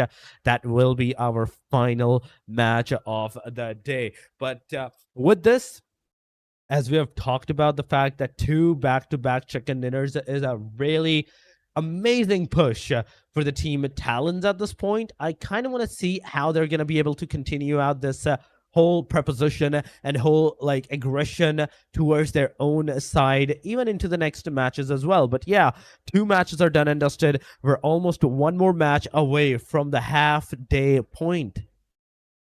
Yeah, I mean, I'm really excited to see the next Erangel maps and the rest of the Miramar and the Sanhok as well. So, with that, we're gonna be witnessing that later on. But for now, we'll be taking a short break. So, for those of you tuning in, thank you so much. But we'll be seeing you in a few minutes.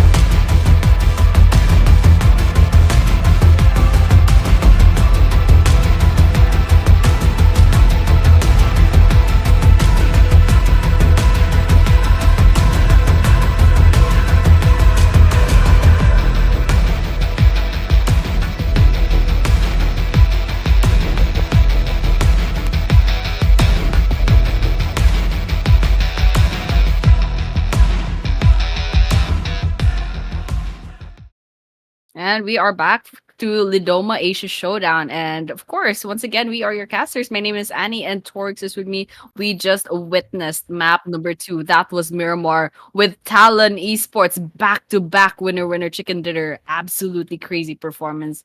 But yeah, Torx, what do you think about that? Oh my god.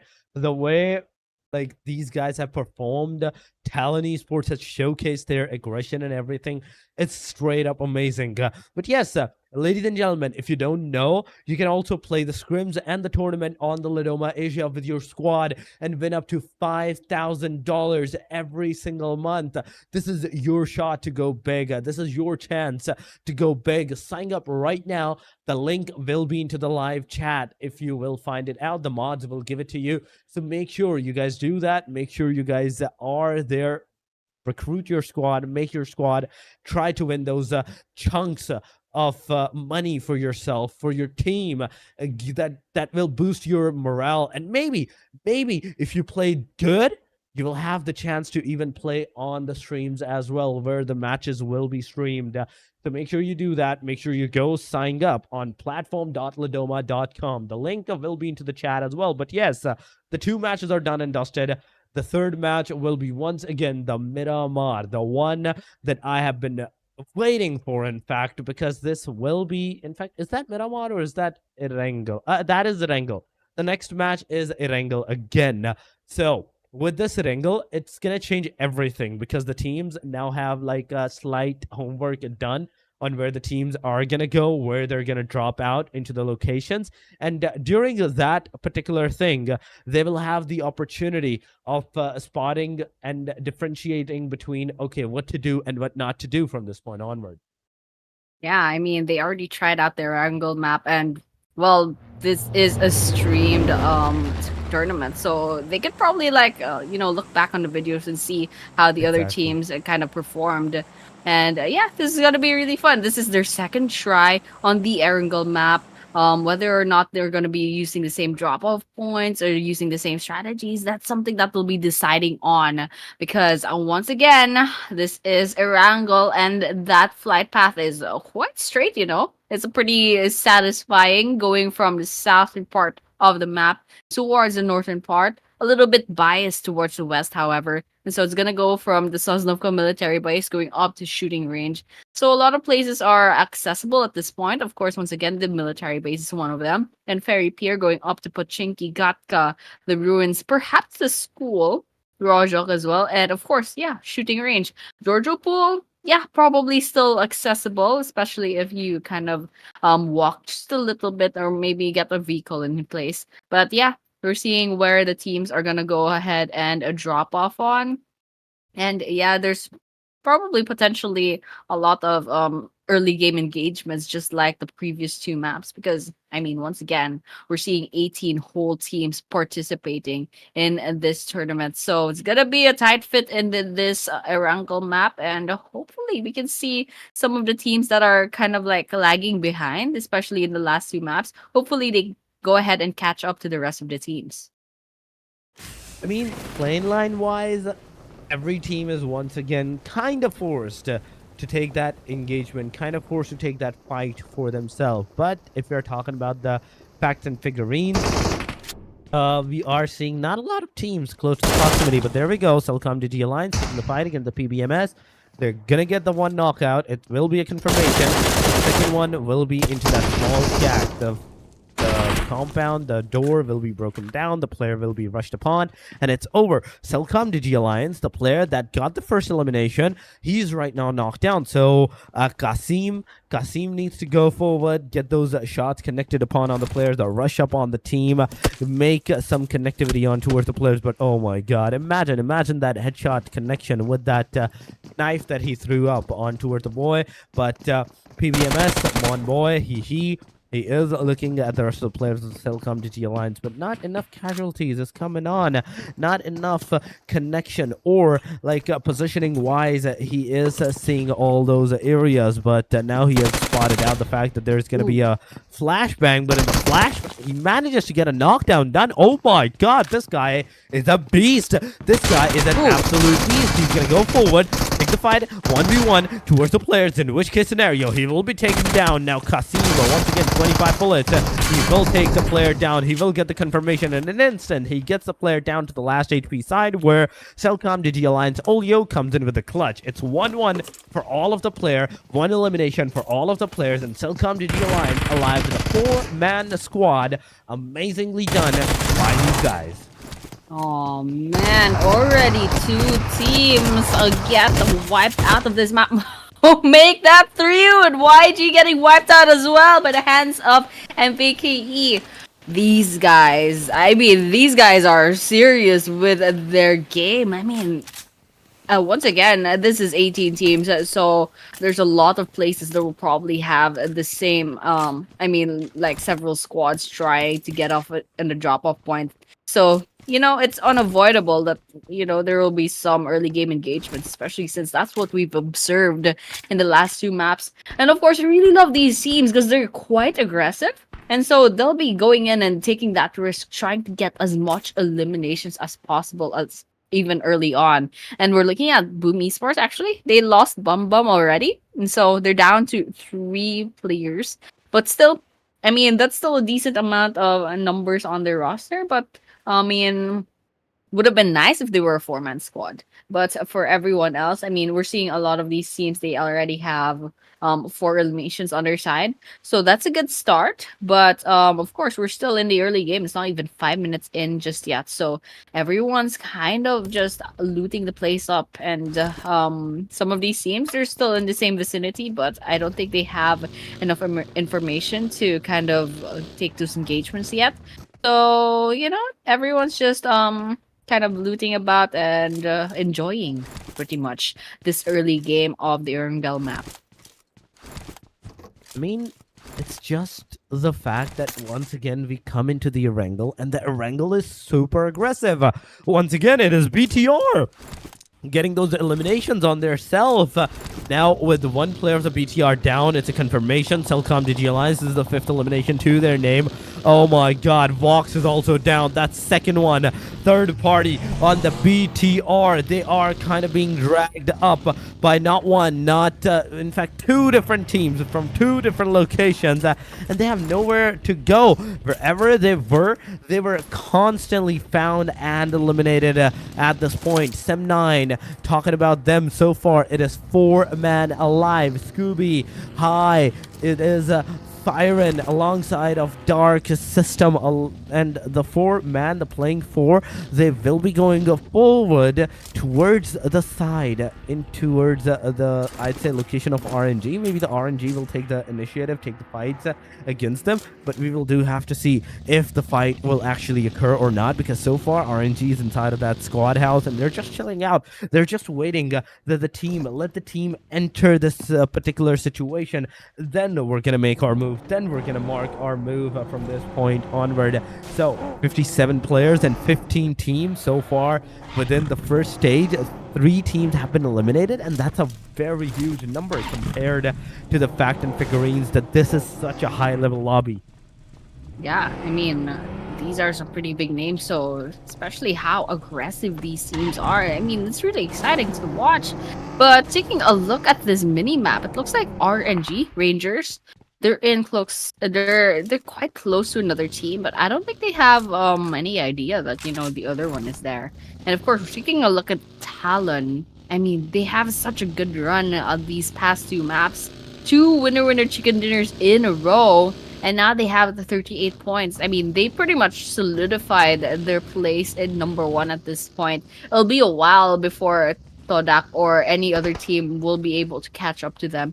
And so with that, you know, Talon Esports, they have a good start, but they definitely can't kick their feet up just yet, because I'm sure there's several teams that would be trying to dethrone them later on. But of course, we're taking a look at BG. They're nearby Talon, and I'm not sure what Unknown's trying to do here. Perhaps scout the place.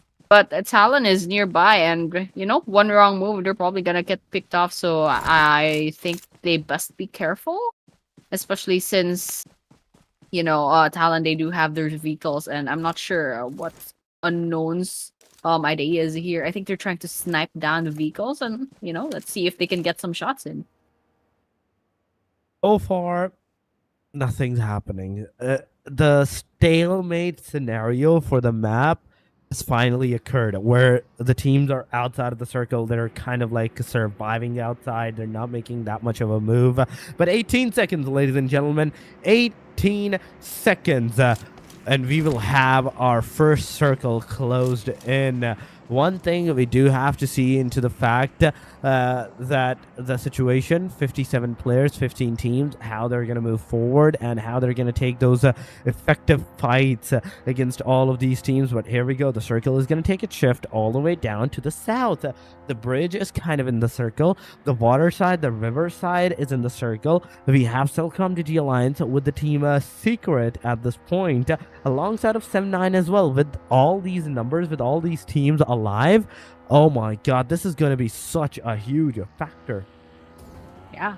And since there's a lot of teams gonna go into that next circle, it's gonna be really fun because they're already aggressive when there's no circle yet. And now, I mean, there's a lot of things that's gonna potentially happen later on. This is RNG versus Sem9. Sem9 will definitely have to step up since they only have a 1 point in this whole tournament so far, in this whole qualifiers. But of course, we're still taking a look at RRQ versus Team Secret as well. There's some bullets coming in, not enough damage, however. No one's going down. Everyone's taking position. Brazen from Lapar, Sem9 in their vehicles outside of this compound. With RRQ, they have the building's advantage. But question is, which team will be knocked out or which team will be eliminated off from this situation? And the answer will be coming up really soon because there's a lot of bullets coming in and there's a lot of information as well for both the sides of RRQ and Team Secret. And I best believe there is a third party trying to come in. This is the pink squad that's gonna come in with their vehicles. That'll be E Arena, and actually already 4 eliminations on their side, and they're trying to see if they can find another.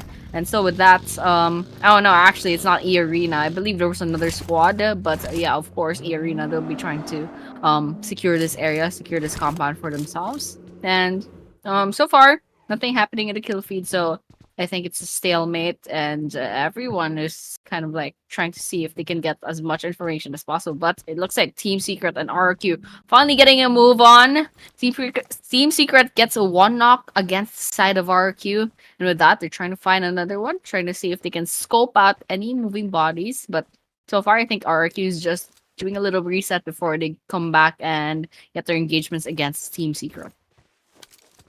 Oh my god. Yeah, it's kind of like a stalemate scenario for the teams and the players as well.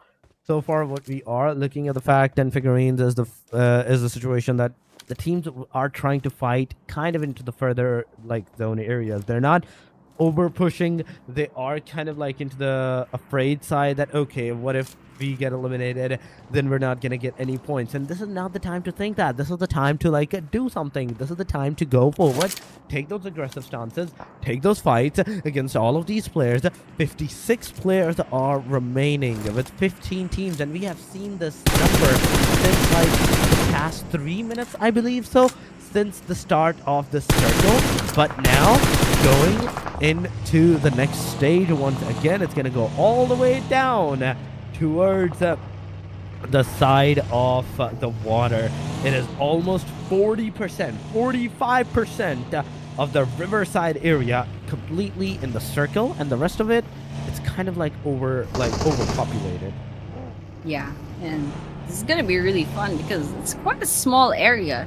There's a lot of teams that are still up in the running. There's 15 teams actually, and of course Sem9, I don't think they're having a good time right now. They're getting shot down, and that goes the same with Boom Esports as well. So lots of things happening all around the map. Sem9, grenades in, lots of damage being done on Boom Esports. King Kibo goes down by the Molotov. I think it's not looking well on the other side of Sem9 as well. I think one of their players definitely needs that revive sooner or later. On the other hand, TODAK versus CEDAL as well, somewhere out there in the map, and looks like Boom Esports, yeah, they got completely wiped out by the hands of Sem9. But of course, Sem9's not over just yet. Try to snipe some other players as well. CEDAL joining the fray. There's a lot of squads to worry about, but outside, that would be, I believe that was the color of Team Secret. Oh, no, that's TODAK versus CDAL. TODAK's trying to bombard this building with CDAL in it, and of course, none of those bullets are gonna connect just yet, but this is gonna be a potential, this maybe 2 or 3 versus 1. Dio? Olio will be going down. That was great. I mean, jump down, get that 1 kill, get that 2nd kill, potentially 3rd. Stairway. TODAK, they're gonna back off because they have information. Oh my gosh, that grenade kill. Great teamwork coming in from CDAL, but unfortunately there'll be 1 down their side. But that was actually crazy. That was crazy gameplay coming in from the side of CDAL. Oh my god, the best cavalry I have seen! What have you done, CELCOMDIGI Alliance? The player took down 2, you threw the grenade, took down the 3rd, caught instant on the rush, and took down the last guy that even pushed upon into the final guy as well. Amazingly done by the CELCOMDIGI Alliance. I have to give it to them. A very amazing synergy. But going into the next fight, we have Team VOIN Donkeys against Team Vampire Esports. The grenades are going. The players are going down. That's 1 down. That's 2 down. Now S12K will not get any kind of connection. That's VOIN Donkey. VOIN Donkey is 3XXY. He's going to get the knockdown connected upon on the player. It's a confirmation. Instantly, the Molotov once again goes into the way. It is in the room as well. The single grenade will mark its territory, and it will be all over. Vampire Esports, 3rd player down as well, down to the very last guy. In fact, the VOIN Donkey is also down to the very last guy as well. And the situation kind of went into the favor of the VOIN Donkeys, and now they can go for the revival. But the third party has happened, ladies and gentlemen. This is a 3rd party against this team. The smokes, the Molotovs, it's all there. And I don't know how this guy is looking into the proximity, how this guy is looking into the vicinities. But there we go. MVKT. 1 player gets taken down. The S12K, the DBS into the hands. Savafil, he tried to get that elimination done, but instantly he's the one that's going to get taken down. RQ, in the meanwhile, gets instantly obliterated. 2 players are right now knocked out. Someone needs to get that revival done, as there's nobody into the proximity, and the 3rd party is actually rushing upon on these guys slowly and steadily. The 4th party can also ensue. The Team Secret is in the vicinity. The smoke has been deployed. The player has been spotted. It's all over. Secret is going to take the last guy of the Team RRQ. Neferko gets taken down. Lapad gets taken down. It's all over. RRQ out of almost, I think. Yeah, it's out of the match. RRQ is no longer into the game. MVKE Break also gets eliminated. That means MVKE was also another team that got finished off. I mean, there's a lot of things going on in this 1 compound. Alpha 7, I believe this is like pretty much like the 5th party at this point. Team Secret is getting bombarded in their own compound, and Team Secret, they just came back from an engagement from several other teams, and Alpha 7 is not giving them any breaks getting those grenades in. I mean, it's not connecting just yet, and I guess like Alpha 7, they're trying to like blind shot those grenades to come in. But of course, Team Secret, they're defending really well. They're trying to reset. On the other hand, A7, so far, they only have 1 elimination, but they do have a Team Secret on their radar. They have them on target. They're trying to see if they can get some kills. But unfortunately, those grenades aren't finishing them off. And so that's a lot of resources going down the drain. And so Alpha 7, they'll definitely have to go and get a more risky but aggressive approach. So that's exactly what Mafios is trying to do. Going in from the back of this building. Trying to see if they can get some kills in. And of course, we go really good positioning. Frankie goes down. But it's not going to be enough damage just yet. And I love what A7 is doing right now. I think they're approaching this really well. TS, they're currently being surrounded 1 versus 1. Come on! Did they not see that? Oh my gosh. Washibu, come on!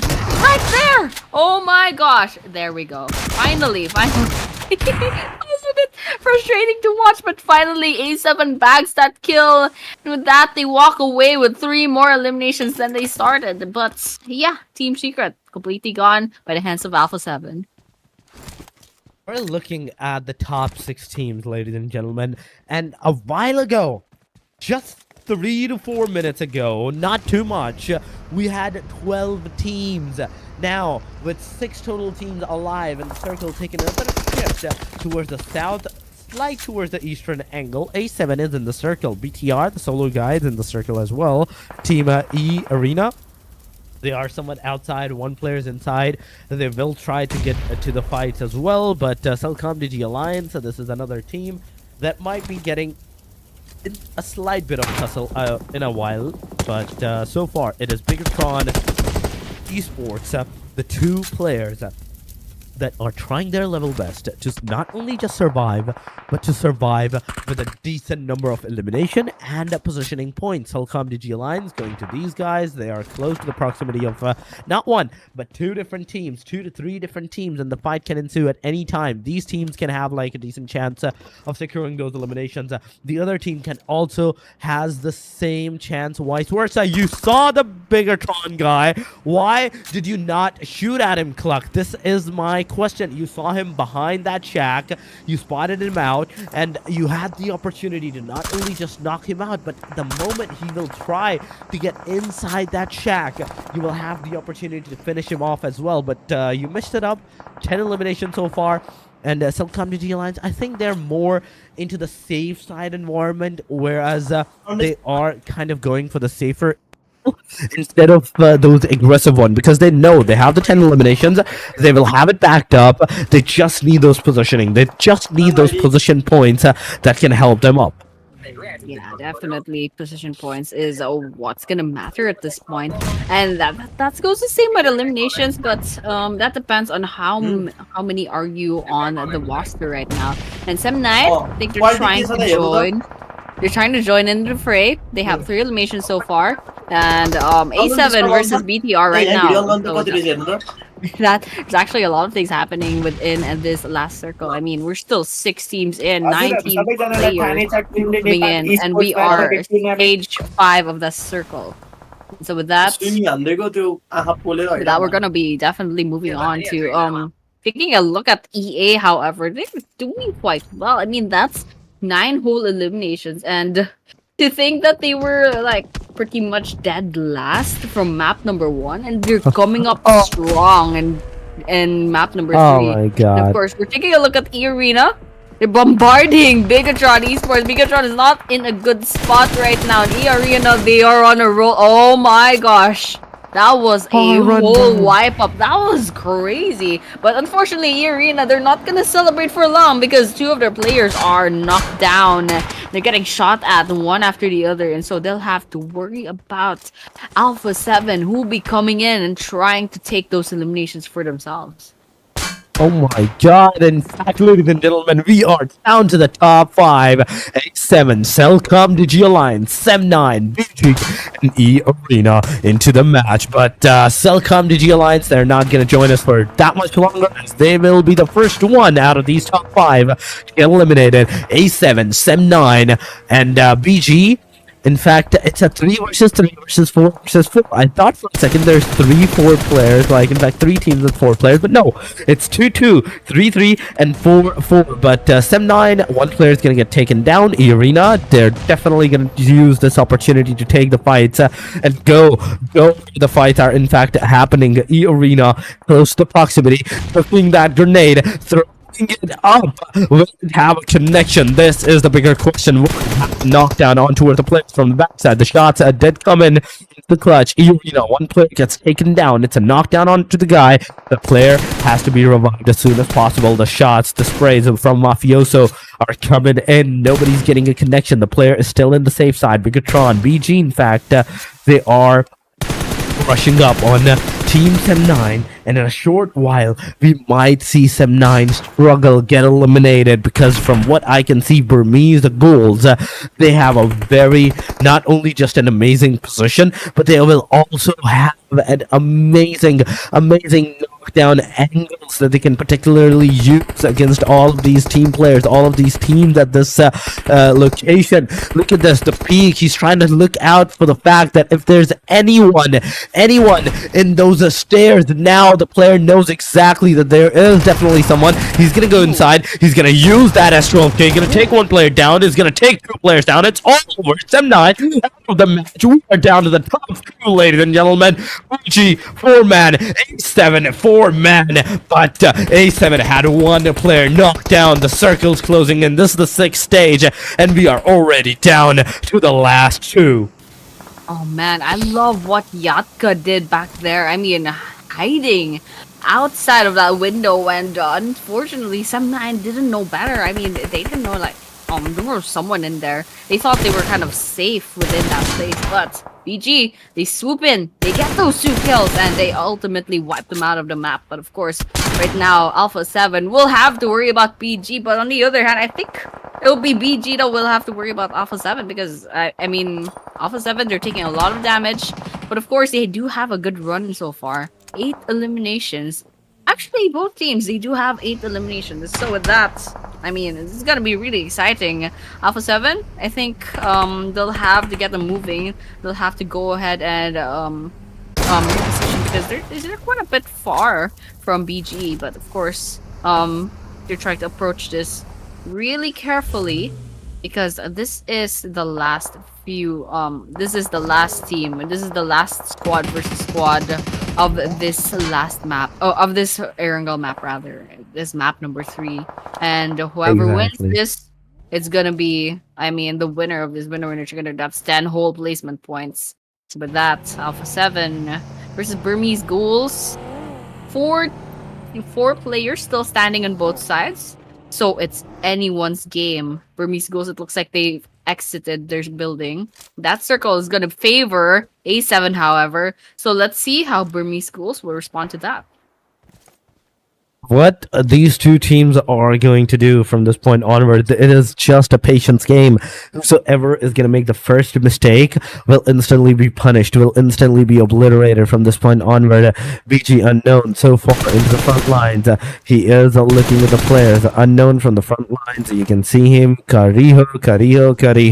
There we go. The damage has been done. The player knows exactly where the enemy is, and so does the enemy. So does the opponent knows where the team BG is situated at. But one thing that I can see of the team BG that I don't like personally is the fact that they're outside of the circle, and trying to get in is going to be really difficult for them. It's going to move, like, it's going to take them a lot of time to first of all devise a strategy on how to come inside that circle unscathed, unharmed, because if they just blindly push into the premises, into this area, it will instantly be an obliteration for them. But Revo behind that bursted up. In fact, Hovercraft waiting for the opportunity. Safe side. If we're talking about the Squash Boo, he's close to the his own team members, into the very corner of the map. The players are gonna enter. Mafioso, for some reason, is shooting as his own team member's car, but unknown, slowly and steadily approaching the situation. He's finally gonna shoot at the player, but the player will try to run him over. The fight is happening. The fight has ensued. Both parties is gonna take one player down, but Unknown gets a grenade on him. Alpha 7 takes the second elimination, takes the second knockout, takes the lead. Third grenade, fourth grenade. It's all going on. It's a mini red zone from Squash Boo. This time, Squash Boo, can you get more elimination? The answer is no, as Godspeed gets Mafioso Noob. Squash Boo gets Yatka down as well. Oh my goodness, BG is down to the very last guy. The Alpha 7 still having 2 of their players. BG, Godspeed. You're the only guy remaining. You're the only guy alive, and everything is residing on your tiny shoulders. You have a car.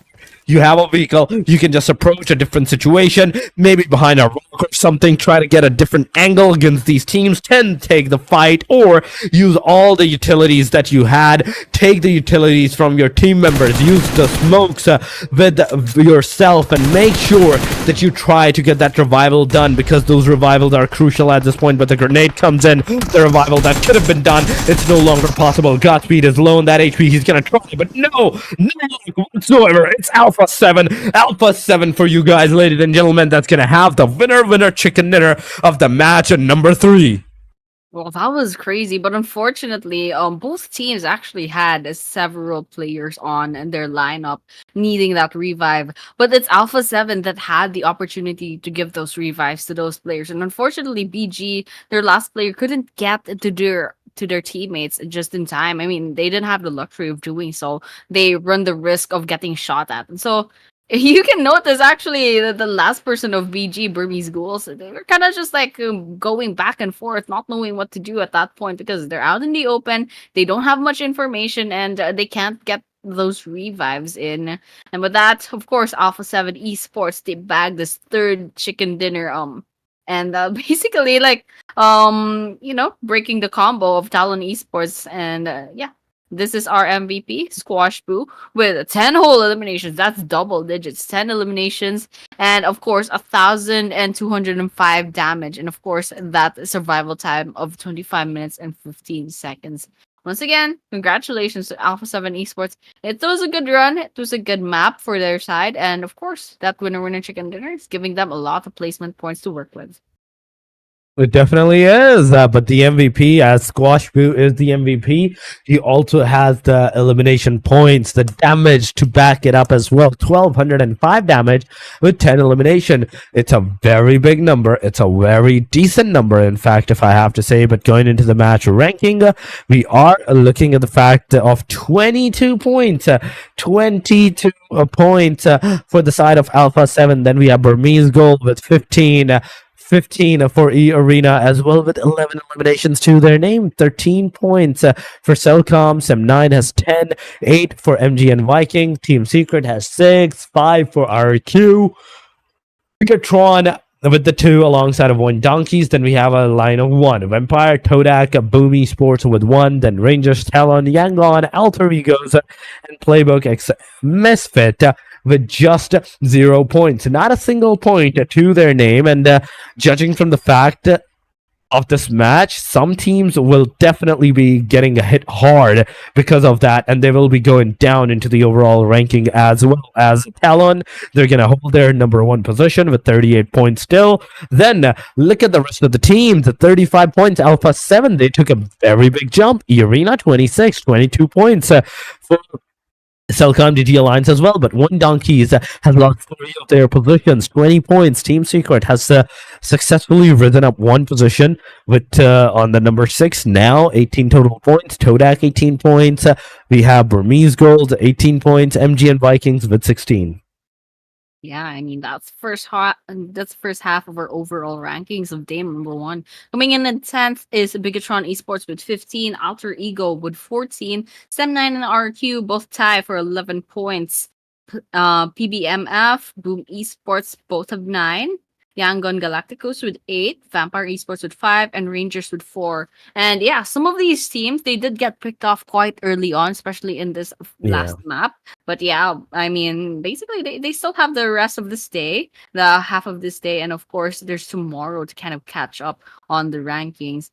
And I mean, the Talon Esports, they managed to hold on to their number 1 spot, but of course, Alpha 7, they're only 3 points away from overtaking them. But of course, once again, this is MVP rankings. Coming in first is Squash Boo. We've already seen that with 11 eliminations. Bernia getting the second, however, with 8. 456 with 9. Shields with 6. And Mafioso Boo with 4 eliminations. So yeah, for this one map, we do see the MVP rankings. And there's some decent amount of damage coming in from... Actually, all 5 crossed the 1,000-point mark. And yes, that was match number 3. That was our second Erangel map for tonight. And we'll be moving on to Miramar later on.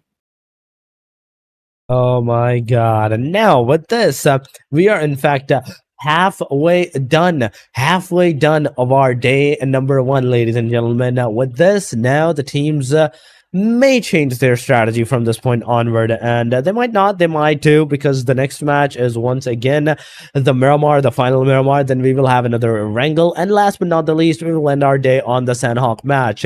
So with that, the 3 iconic maps, Miramar, Erangel, Sanhok, are on their way for the teams to be played upon. But for that, the next match to occur, the teams to get rounded up, that is still a time in the future how the teams are going to devise their strategies into the next Miramar map, the Erangel map. And I'm so excited to see the final match of the Sanhok, where team will have nothing to lose at this point because it will be the end of the day. But at the same time, if their aggression works, if they are aggressive on the fact and their aggression works, they will gain everything. They will gain those crucial points that were really, really needed for these teams to secure and cement the first day position for themselves. Yeah, and I'm really excited to see how they'll play out, especially with their last three chances for tonight. And so with that, of course, that concludes our map number 3. We'll be moving on to map number 4, but before we do that, we'll be taking a short break. So for those of you tuning in, thank you so much, but we'll be seeing you in a few minutes.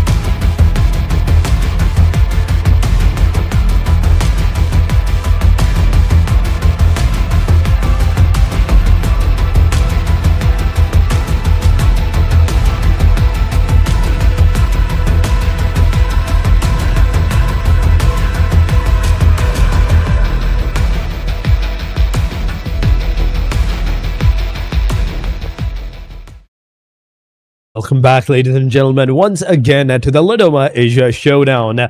This is the day number 1 of the SEA qualifiers, and we are officially done with the half-day marker. The 3 matches are done and dusted. The Erangel, the Miramar, the Erangel once again. And now we're only left with the Miramar, the Erangel, and the Sanhok. There was going to be 3 Erangels in a single day for today. So most certainly, the teams will have a decent amount of chance of securing some decent number of points for themselves, at least at the end of the day. But yes, the next match is the Miramar. Yes, it is the Miramar. We're gonna start with the Miramar, the barren lands, the open lands where anyone can get shot at from any different angle. And if you don't have a car, you are completely done from this map. You are not gonna survive for too much longer unless you have like 20-30 first aid kits for yourself. But with me on our desk, this is Torix, and I would once again humbly welcome Annie. Welcome back to the show. And the 3 matches that have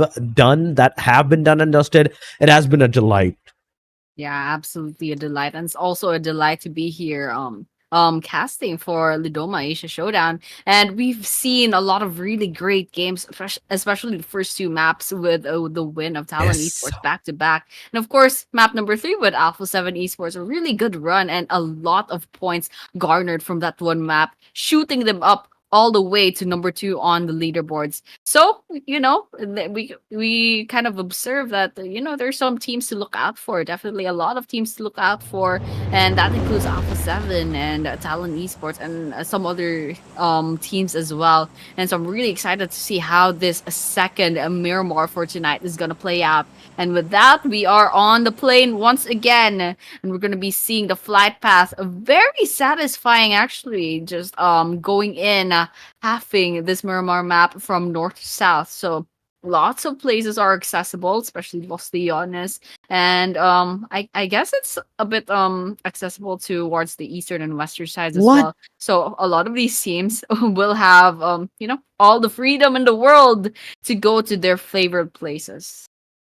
Annie, you're not looking Yeah. at the fact that the first Miramar that we saw, it was exactly going from the southern side of the Los Leones all the way up towards Really? near the Torre Ahumada. And yes, it is exactly the opposite plane path this time around. And once again, those western side areas, the Valle del Mar, Monte Nuevo, the El Pozo, they're not going to be accessible for the teams unless they have a car for themselves to back it up. Los Leones, yes, we are going to see some teams take the fight into the premises. Then we have the Picado area where there's 2 teams going so far, BTR and VP. I'm seeing them, VPE, Empire Esports. Then talking about the team secrets, they are going to the Hacienda del Patron, maybe near the team BG at this time, but the circle is going to take a shift towards the northern side. Northern side it is La Cobreria, the Crucial Valley, it's in the circle, and majority of the teams, almost 90% of the teams, they are in safe and sound.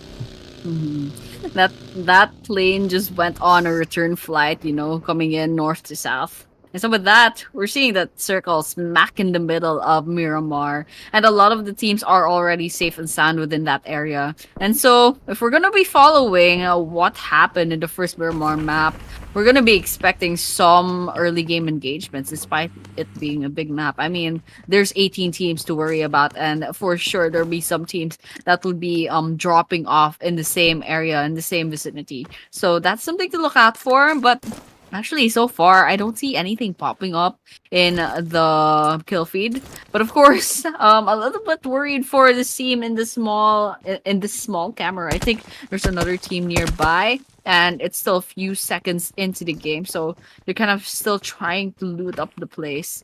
And with that, we'll just have to wait and see what will happen to Boom Esports versus can't quite catch what the other team is. That's BBMS. Very nearby, P56 will be trying to get this first elimination, and the question is now, will P56 get that? 1 versus 1? Just have to step out of there. Come on. Yes, some shots in. Oh my gosh. This is a Oh, really good there we go. shot. And yep, it's P56. They'll be coming up victorious. Wait a second. Not only the P56 is actually getting that knockdown, but he's gonna get that with the style. The pistol knockdown and the confirmations with those machetes, those katanas are on its way. Boom Esports coming up with the bang, with the hand and the crossbow. They have a crossbow in the hand and no particular gun that can actually help them or like get them into a decent fighting scenario whatsoever. So going to the team secret, so far it is M249s but not enough bullets, the shotguns but not the one that they need. 1897, it's not gonna help you. 686, it's most certainly not gonna help you at any point, at any time. But Summer, TS Summer, the guy that got like some decent number of eliminations into the previous matches, he is right now on our screen. There's a Ranky, there's a range, in fact, into the area. There's a TSGK, in fact, as well, GK as well. So the situation is kind of looking so far good for them, but what the situation is not looking good for the PLAYBOOKxMISFIT, as the solo guy, Mon Boy he's the final hope for the team, and as soon as he goes down, the S12K follows, and it's all for this guy. PBMS is the first team in this match, in this Miramar match, after almost 5 minutes marker to get eliminated. Oh man, PBMS says goodbye quite prematurely. But of course, I really want to look out into this compound because I believe there are three different squads coming up in this area, and that's E Arena. And there's another squad. I believe one of them would be Team Secret, and that red squad can't quite catch their names. But this is gonna be really interesting. I mean, there's a three-way, shoot out later on.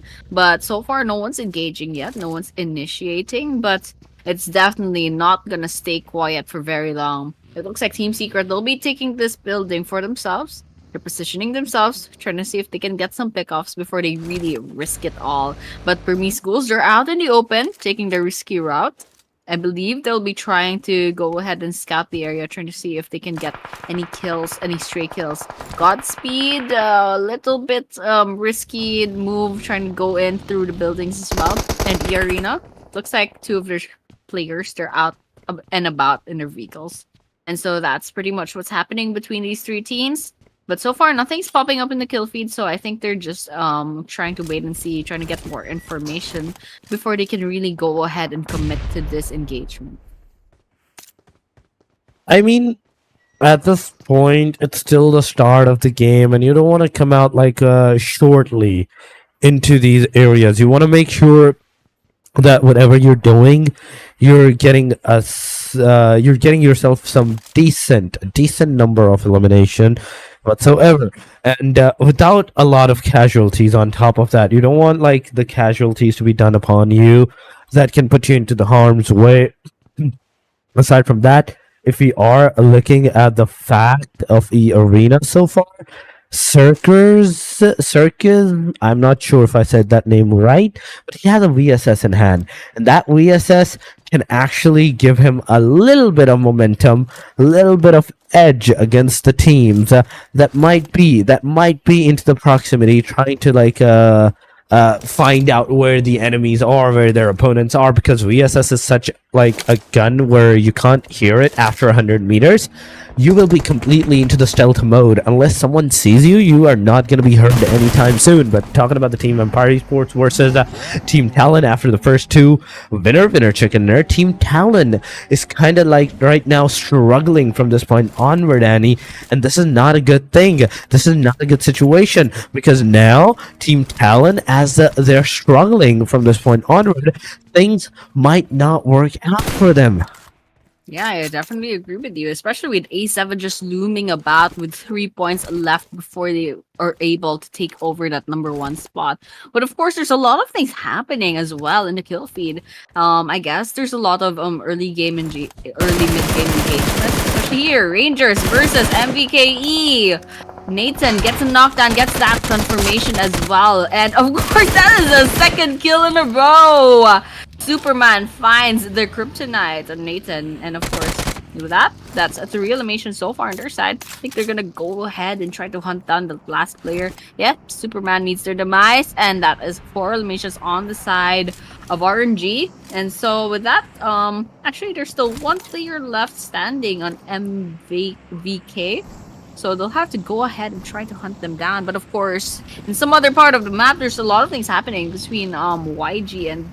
Wow, take a look at that circle. It's no wonder there's a lot of kills popping up, because everyone's kind of in the same area, and everyone can hear those gunshots from those engagements. So they'll try to go ahead and run in, try to be that third party swoop in, trying to sweep up the mess, get those stray eliminations, catch off guard some of these teams trying to reset from those engagements. And so that's exactly what's gonna happen.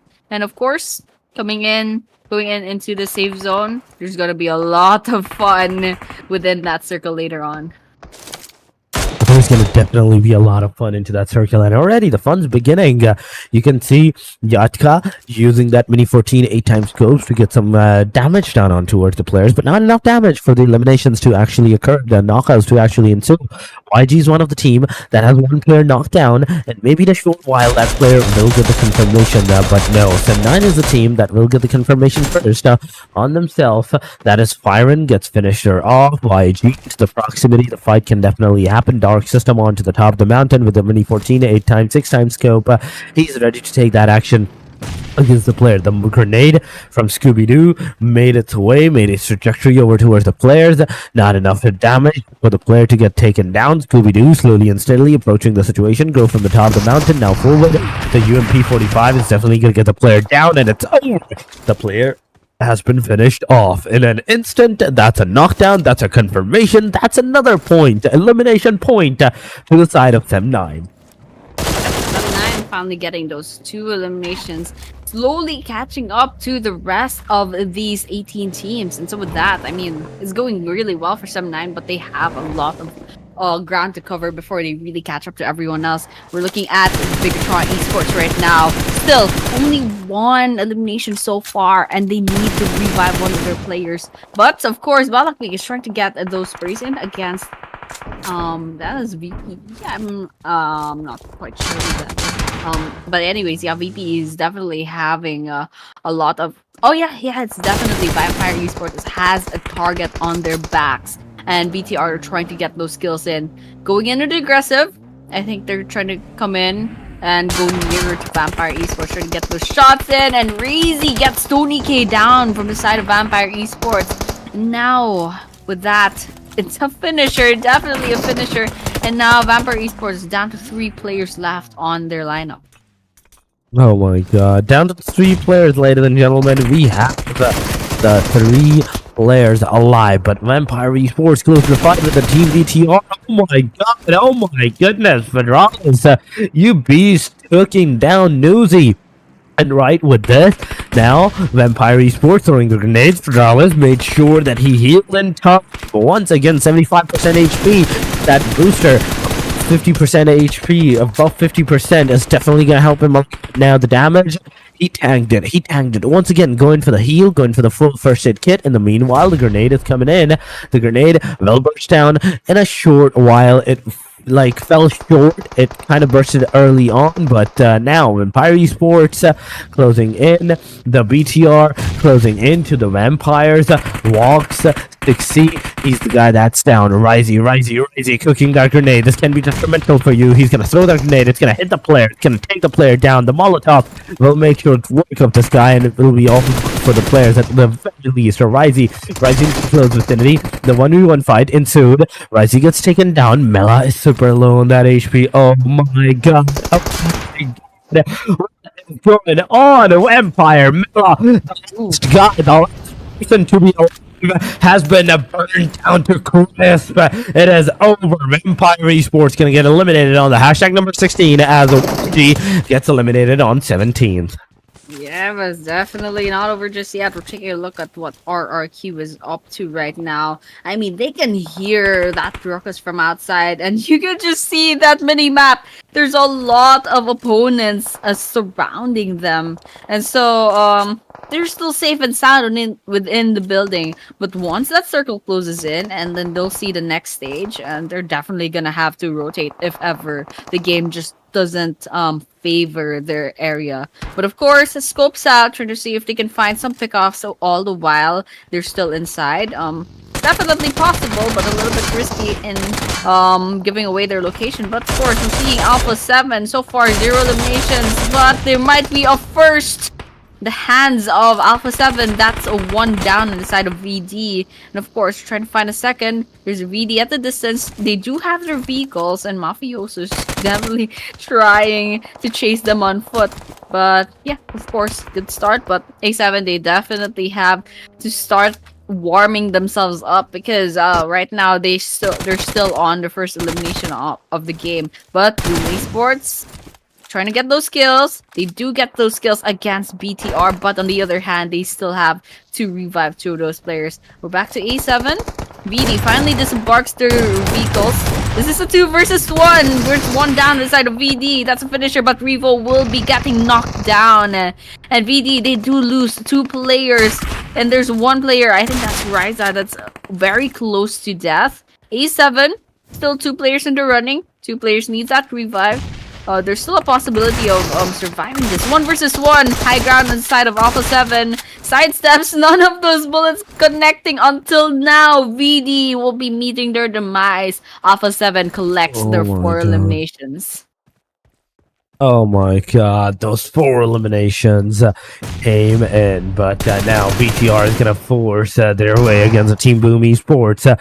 Kinky Bo, come on, come on, come on. The grenade, he made sure that the players pushing on as well. The S12K, the 6-8, it was S12K, yeah, that was an S12K that made the final nail in the coffin. Kinky Bo gets eliminated. The King of Hope, it's over for the Hope. At this time, we are down to 13 teams, 42 players, and Alpha 7 is another team that is pushing on the BG. This grenade will go, will connect, and it could have taken the player down, but no, the player survived somehow. I don't even know why and how that player can survive this closeness of a grenade, but there we go. CDAL, CELCOMDIGI Alliance, they get finished off. Squash Boo gets taken down. That's a Bex 668, kind of loan that HP alongside of AE. Amzel also loan that HP. 87 Esports in the meanwhile gets a finisher. Alter Egos, you beast. Pablo, the 2 eliminations to this guy single-handedly. It's just straight up amazing. Yeah, absolutely amazing, and that's absolutely quite a mess right now. SM9 does get picked off, but MVKE, their last player was hanging on by a thread. They almost got eliminated off match, but right now, since their last player managed to heal themselves up, as long as they stay alive until they get those placement points in, there's still a chance to rack up those points for the team. But we're taking a look what TODAK Esports is currently up to. I mean, there's still 0 on the eliminations. But of course, they're trying to find those kills right now. They have pretty good location. They've managed to secure this building, and I think they have a safe spot, especially if their players have those snipers in the bag. So they're just gonna go ahead and try to get some pickoffs from like safely from inside of their building. But of course, we're taking a look at Team Secret as well. 1 elimination. And Talon Esports, so far, 0 elimination, but they're still in the game. But unfortunately, there are only 2 left in their squad. Of course, EA, 0 elimination so far. I think they're still all quite alive. BTR, however, is doing quite well with 9 eliminations already. But unfortunately, they lost 2 players. So let's just see how they'll work with that. And yeah, everyone else is still alive. BG with 3 eliminations. MVK with 4, TS with 1, TODAK with 0, AE with 4, ROQ with 2, RNG with 4. And a lot of these teams, they have 4 players still standing, but of course, a lot of these squads are already having some losses in their numbers.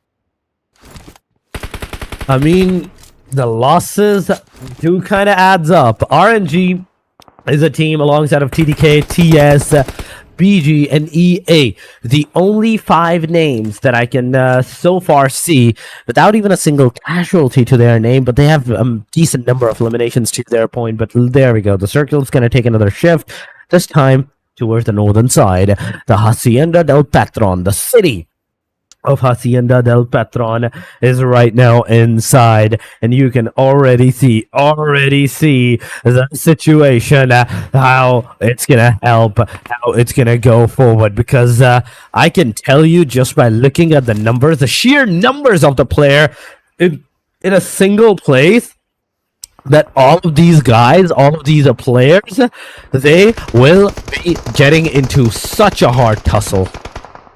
Yeah, that's definitely gonna happen, especially with everyone just congregating in this one area in the map. And of course, BTR will be saying goodbye as the 10th team to go down. Now we're down to 9 teams left, and 29 players are still standing. And just taking a look at this drone shot, I mean, I love the positions that Team Secret has. I mean, they managed to secure a pretty good amount of area, and I think G-Key is gonna go ahead and try to scout out the area and get another building for themselves.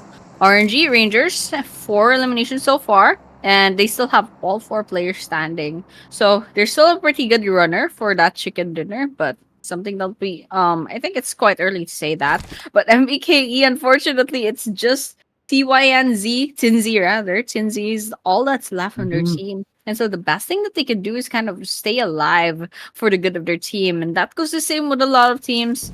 And unfortunately, even though we're already in stage 5 of the circle and that circle is going to close in already, it looks like none of these teams kind of want to take that risk. And that's to be understandable since this is map number 4 already. And they already tested the waters. They know how these teams are going to work out on. So, you know, everyone's just kind of biding their time and waiting for the right moment to strike. But Alter Ego, I think they're thinking of something else. They know BG's in the distance, and I think they're hungry for some eliminations. Oh my god, they are hungry for those eliminations, but it has kind of gone to a stale situation for right now, and taking this opportunity in hand, ladies and gentlemen, I kind of want to tell you guys once again that if you want to win out $5,000 monthly, up to $5,000 every month, then you have to play the scrims and tournaments hosted by Lidoma with your squad, and you can win up to $5,000 every month. This is your shot to go big at this time. The links is in the chat. The moderators are giving those links. You have to just go there, register your squad, and back to the fight. Burmese Gold is going to take one player of the Alter Ego. That is Pablo. Pablo is going to get taken down, and right with this, the 4th elimination to the Burmese Gold has ensued. The circle's closing in 15 seconds, 14 seconds, and soon, very soon, we're going to have a very decent shift of the circle, very decent approach of all these teams from this point onward. But there we go, the circle is going to take a shift. I think it's towards the northern side. No, it's going to take a shift all the way to the very center, the city. Ladies and gentlemen, we have the city of Hacienda del Patron in the circle for now with all these 9 teams. Yeah, all these wonderful 9 teams. And in the end, there will only be one who will still be standing. And the big question, the $1 million question, will be who will that team be? Who will bag the 10 placement points from that winner chicken dinner? And who's gonna rack up all these potential eliminations? I mean, we're still 28 players in this map. And of course, 9 teams are still standing. Of course, we just crossed the 22-minute mark for the game, and we are stage 6 in the circle. That's gonna close in really soon into us, and it's gonna be like a stage 7 in a couple of minutes. But of course, I'm really excited to see how this is gonna play out because it's been 9 teams so far for like quite a while. I think everyone's kind of just waiting out everyone else, and they're not really in their aggressive game. They're not really taking risks anymore. They want those placement points bad, and those placement points will really matter because once again, qualifiers, this is gonna be your ticket to the grand finals, and everyone wants those wants to move on to the next level. But of course, Arena out in the open, they did get shot at for a while, but none of it resulting into any finishers. But BG, they find RNG as well, and that's a knock on their side, but not a complete elimination just yet. And of course, Arena, they spot TODAK at a distance, gets a lot of damage in, but very shy of knocking down one of their players. Oh my god, the 9 teams are still thriving somehow. They're still alive, surviving. Jaiki is gonna get the grenade elimination. Frankie gonna go forward. The throwables are on its way. You can see range from the RNG. He's kind of low on that HP. He's gonna get bled out. Jaiki, another elimination from the grenade. Lepadriu taking that TS Summer out of the equation as well. So Team Secrets now going forward to the RNG side where they're getting a third-party shot from the RQ. This is not looking good. This is not looking good for the Team Secrets at this point. As you can see, Jaiki closing in into the premises. The player is already down. One player from the Team Secret is already down. The second one goes down too. That's a total of 3 players down by the hand of Team Rangers RNG. Down to the very least, the guy that is Jaiki, the guy that got those grenade eliminations for the team so far. So we do have to see how he's going to move forward, as he's so far given that revival on towards the players. Jappy so far, total of 5 eliminations for the team, down to the last 2 players. Team Rangers slowly and steadily approaching the situation. 20 seconds once again, and we will have another circle shift. 9 total teams that are surviving surviving. And from this point onward, one thing we do have to see, we do have to find out the fact is the situation that who is going to survive, who will have that winner chicken dinner. The grenade goes over there. Master Richie gets taken down. It's a knockdown. Unknown is on the domination, ladies and gentlemen. Team BG's Unknown is on domination. Joker getting japped down from the side of the team. RNG is kind of low on that players that kind of last on those players as well. And now with this hustle, with this aggression now coming on in a short while, we will finally have our winner chicken dinner team in just within, I would say, 3 minutes maximum. Okay, I hope that happens. But of course, AE moving on as the 9th team. Finally, this statistic is gonna move on. Now we're seeing stage 7 of the circle. It's gonna close in really soon. And we're gonna be seeing that winner chicken dinner banner really soon. But RNG will be going down as number 8. Now we're down 7 teams, 21 players. And of course, we're taking a look at the leaderboards. There's still a lot of good teams, a lot of really good contenders that could possibly get that winner chicken dinner. Talon gets 1 kill on their side. I mean, 1 knock rather. It's not a complete elimination just yet. And everyone else, the Arena, Joker, hiding behind this wall. I mean, their team is still doing pretty good. They're exchanging grenades against Team Secret. Jaiki gets knocked down rather. It's not a complete elimination just yet. I think Summer can go ahead and give that revive to them. And hopefully they don't get hit by another grenade because EA, they have something cooking over there. They have a grenade in hand and definitely not over just yet. Of course, Team Secret, they're gonna go ahead and try to get those revenge throwables as well. But on the other hand, there's still several other teams to worry about, and that's RRQ getting 1 from the side of TS, and that's Summer going down, Frankie as well. And so Team Secret, they're in a pinch right now, and E-Arena's putting that pressure onto them. Jackie, the last person standing on their side, going in to the open field. It's quite risky. I'm not sure what Jackie is trying to cook over here. They're at the corner of this wall and try to see if they can get the skills, but they managed to heal themselves up.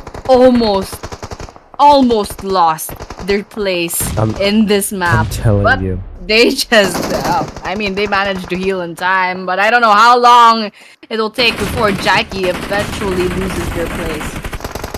I mean, let him cook. Let this guy cook at this point. Jaiki can do wonders for the team. RQ throwing all these grenades on E-Arena team. And 456, I do believe so, is the last guy alive right now from this point onward. E-Arena, Lapad getting that grenadier title for himself. TDK into the back lines, almost outside of the circle. Now they're trying to get in, but BGG, Godspeed, is going to take down Peko. Peko gets taken down. It's a knockdown, elimination. 9 gets taken down as well, and 456 using that prone down to get the player down. But look at the HP depletion. Look at the HP depletion. There is no way he can survive. It's over on the hashtag number 7. EA gets eliminated. Ladies and gentlemen, we are down to the top 6 teams. TDK down to the 2 players. Jaiki getting those shots, getting those connections, but still surviving, still alive. I totally let this guy cook, and he will cook, but now he's gonna get cooked. A single grenade. It's over. Yes, out of the match on the hashtag number 6. We're down to the top 5. PG with 4 man, but 1 player knocked. Team RQ with a trio, TLN, Talons with a duo, MVK with a solo, and TDK with a trio as well. This is the situation for the top 5, ladies and gentlemen. We have a solo, we have a duo, we have trios, we have squads in this match, and anything can happen at this point. I do truly believe that anything can happen because of just unorthodox this location is, just how janky this location is. If you don't have a decent position, it's over for you. Yeah, it's quite hard to position yourselves at this situation. I mean, the elevations, the landforms, and the wonky building. I mean, look at these boulders. I mean, where do you go ahead and position yourselves in this situation? And we're looking at 9 players left and 3 teams in. Talon down to 2 players, and wow, Talon is down to 1 player now with Godspeed getting those bullets in against Boy Chill.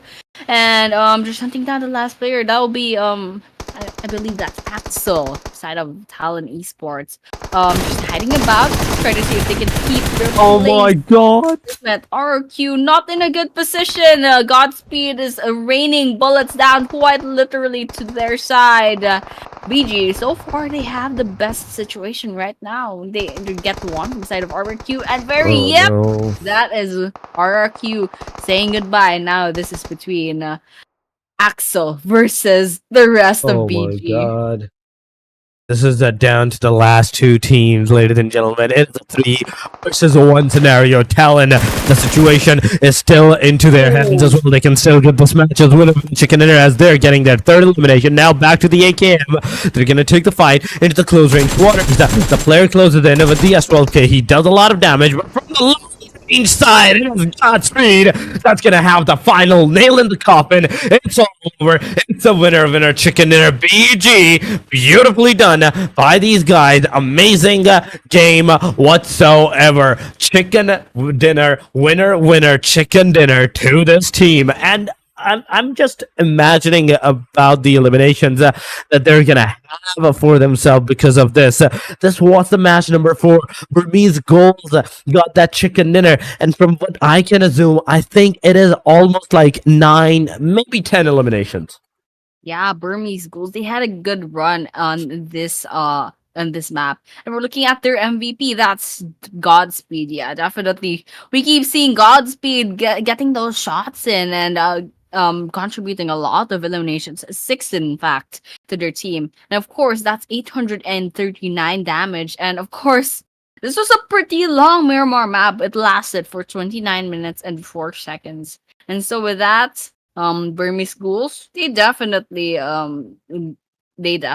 deserve that win. I mean, those were pretty good performances back then. But yep, this is the match rankings. Of course, Burmese Ghouls racks up 25 points from that one game. And dropping in quite low, that's a whole 12 points for the side of RRQ. Talon Esports with 9. That goes the same with BIGETRON as well. MVKE with 7 points. TODAK and Rangers with 6. Team Secret with 5. It goes the same with Boom Esports as well. ALTEREGO and Alpha 7 both get 4. Arena with 3. Some9 with 2. Vampire Esports and Yangon both get 1. And yeah, that's absolutely crazy that Burmese Ghouls, I believe they got 15 whole eliminations from that one match. Oh, most certainly, but I love to see this. Talon Esports still on the hashtag number 1, even after 4 matches that they have played. Burmese GHOULS 43, Alpha 7 39, 29 for the E Arena. That's a really big jump of 10 points right there and then. Kodak 24 for BIGETRON, Secret with 23 alongside of MG and Viking, and RRQ View. These are all the names of the first chart. The second chart is the hashtag number 10 with CELCOMDIGI Alliance, 22 points, 20 for the White Donkeys ID, then ALTEREGO Aries, 18 points, 14 for Boom, 13 for Sem9, 10 for Rangers, and 9 for PLAYBOOKxMISFIT, 9 for the YANGON Galacticos, and 6 for Vampire Esports. This was the situation. This is the situation, in fact, after match number 4. Now, down to the very last 2 maps. The teams are, it is up to them to play the Erangel and the Sanhok at the very end to their heart's content. Yeah, I mean, their 2 last chances to rack up those points for tonight. But of course, there is still game number 2 tomorrow. So, they'll have to, use these last 8 maps to their advantage. Of course, these are the MVPs. We did see Squash Boo with 12 eliminations, 4, 5, 6, and 9. Unknown with 9 as well. Mafioso Boo with 5. And Burndia with 8 eliminations. And all of them have some pretty decent amount of damage, all the way in 1800 to 1700 damage among these 5 top MVP rankings. And of course, once again, these were our today's matches. We just witnessed match number 4, that is Miramar. We'll be moving on to match number 5 in Erangel really soon, and of course we'll be seeing match number 6 later on as well. So these teams for tonight, they have 2 more chances to go, and they're gonna be racking up a lot of points later on. Exactly. Exactly. They only have two more matches of a chance for the day number one to conclude and their positions to cement for the day number two as well. But for this, the match number five, that is the Erangel match. Once again, they're going on a reset. So I do believe so. Some of the teams will be going for the early fights like we have seen into the previous two Erangel matches. Then the Sanhok that we have not seen whatsoever. How will the teams play into the Sanhok? This is a bigger question from this point onward because Sanhok is one of the few matches that I do love to watch, but the teams don't. The teams do not love to play Sanhok. But for right now, ladies and gentlemen, before heading into the match number five, we will be going on a short break. Do not go anywhere. Stay here, stay connected. We will be right back.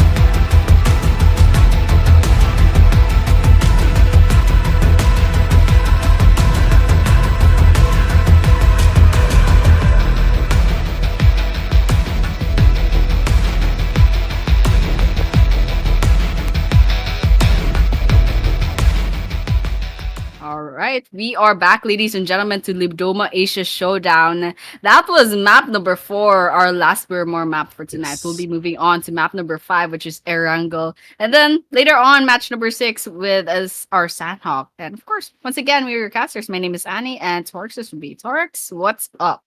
Thank you. Thank you, Annie, for the wonderful welcome. And yes, ladies and gentlemen, the match number 5 is going to start in a short while. Remember this, that the match number 5 is the Erangel one, and we were talking about it a while ago, that the teams, they will have a resetting moment into the Erangel match. They will know on how to, like, they want to cement themselves into the positioning, play positions and everything slowly and steadily. At the same time, it will be some of the factors that we might see some early engagements. The early engagements that will make some demise for some teams, maybe those that are still at the bottom line scenarios. So one thing we do have to know on the fact that some teams will not be qualifying, and that is the thing that the teams also have to, like, take into the consideration, and on the fact that, yeah, we might not be able to qualify. So why not play it very risky? Why not play the day number 1 ending very risky, that just because of that risk factor, we might be able to get some points and maybe able to cement ourselves into the top positions where the qualification is really needed for the next stage, for the next group. And because of that, they will be able to, like, do some great wonders into the day number 2 and qualify into the grand finals. Yeah, definitely take those risks. Take as much eliminations and as much placement points as possible. But of course, that's gonna be up to the teams, up to these 18 teams. We did see those leaderboards a while ago. There are some teams that are they're pretty much cemented themselves to the grand finals, and there are also some teams that kind perhaps lag behind. So they'll definitely have to step up in these last two maps and the day number two later on. But of course, that's gonna be up to what those teams will be doing. So for us and for everyone else who will be witnessing these games, that's something that we'll have to kind of wait and see, who will come up and move on to the grand finals and who will eventually be, not qualifying basically. I mean, if you want to be a part of this journey, if you want to have a chance of getting those qualifications for yourself, getting into the stream section, and want to win $5,000 a monthly, you have to sign up. You have to sign up on the Ledoma Asia website. Make your squad, sign up, play the games, and you can win $5,000 monthly. We're not talking about 2 months, 3 months annually. No, we're talking about $5,000 every single month.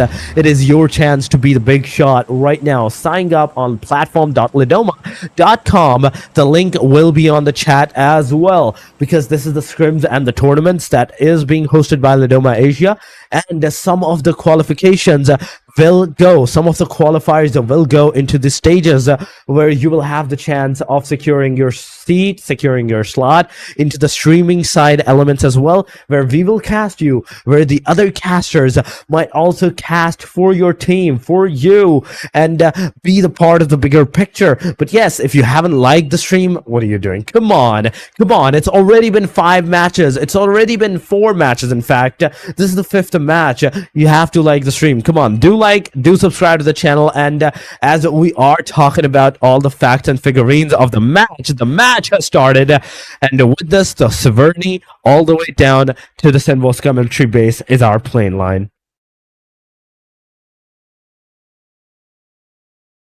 Our plane line definitely went to a return flight kind of thing. I mean, it's going down from north, going down to the south of Sosnovo military base. And so with that, I mean, there's a lot of hot spots that these teams can go ahead and drop off on. I mean, Pochinki is very, very much accessible. That goes the same in shooting range. I believe there's a squad try to go into that place as well. But of course, I'm a little bit worried towards the center because there's a lot of teams going in to like the same area. And of course, we're seeing a lot of bullets already. MVKE versus A7. It looks like A7 will be saying goodbye prematurely. Oh my gosh, by the hands of MVKE. Not even 2 minutes into the game, they already managed to rack up 4 elimination points. But it's not over just yet. Boom Esports finds BG. Our previous winner chicken dinner might be seeing their demise as well, with Boom Esports racking up 2 points already. But unfortunately, BG, the rest of their squad, they split themselves up. So the last 2 players, they're gonna be safe for now. But knowing that there are only 2 left, it's not gonna be a really good look for them. But it's not over. There's another engagement somewhere out there in the map. That's between EA and I believe that was Vampire Esports. And so with that, Sidal versus PBMS as well. Crossing my fingers, PBMS doesn't get picked off early on once again, just like the previous maps. Come on, guys, give them a break. Give them a break. Give them a break, man. Come on. We have a high OG. We have a Newsy in this particular region where they're taking the fights in this map. Sorry for that, ladies and gentlemen. CELCOMDIGI Alliance.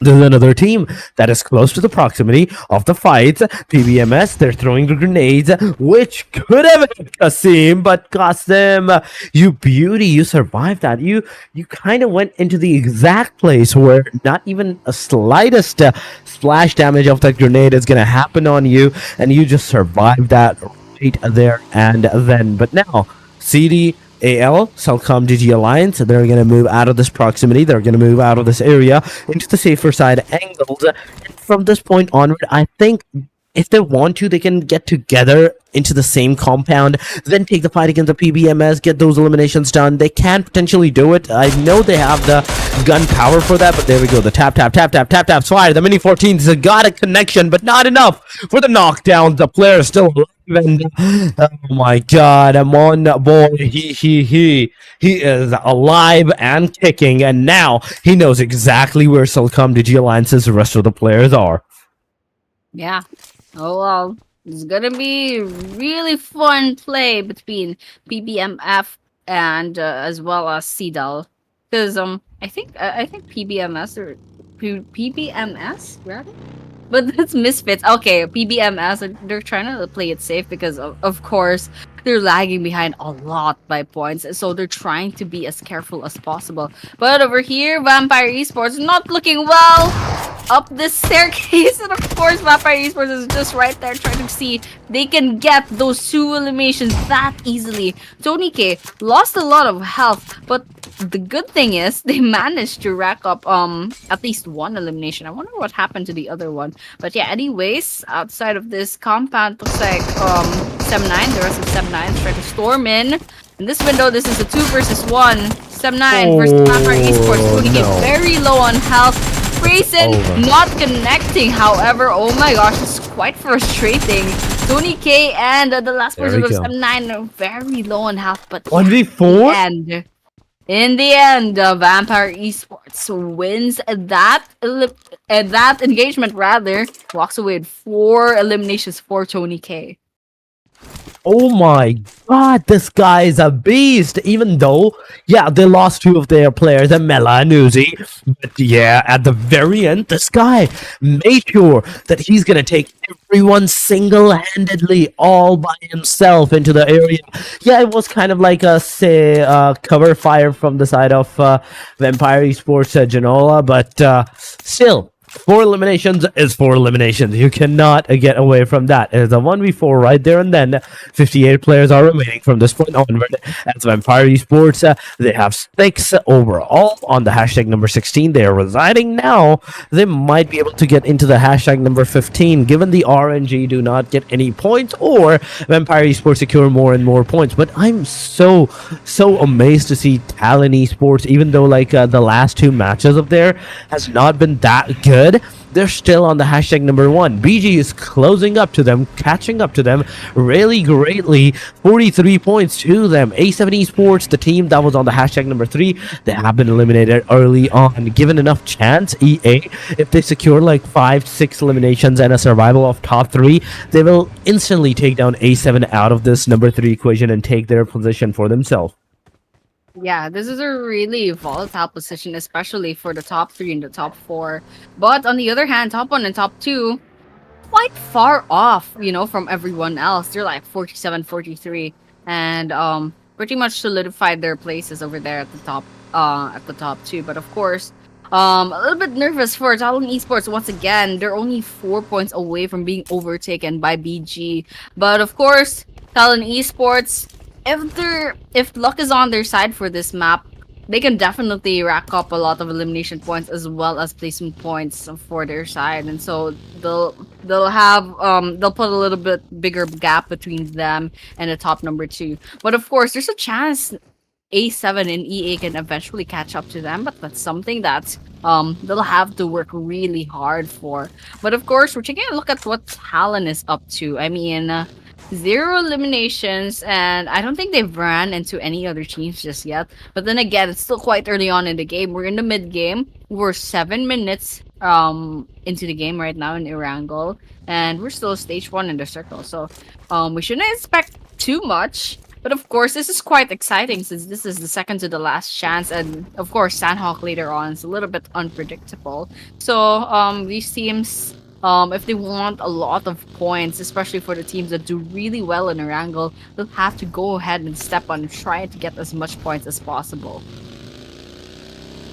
Oh my God. Everyone is trying to get as much points as possible at this point. But the thing is, the teams and the momentum that they need to have for themselves, some of the team had lost that. Secret, on the other hand, has the hovercraft for themselves at this point. But right with this, we can see the first circle closing in. Please, on the water. No, come on. I was hoping for the circle to go into the water side, but no, it's gonna go towards the Pochinki. At this point, the Pochinki is in the circle. There is the team Alter Egos, there is the team RNG close to the proximity. CELCOMDIGI Alliance versus the team Secret can actually ensue. The fight can actually happen. BTR versus TDK can also happen. And on the northern side, you can see how all those clusters are forming up in a short while. Any of the fights can actually ensue, and from that point onward, it is going to be a back and forth fights. Third parties, fourth parties, fifth parties will definitely come into the clutch. Yeah, and this is going to be really fun, especially once that chain of events starts.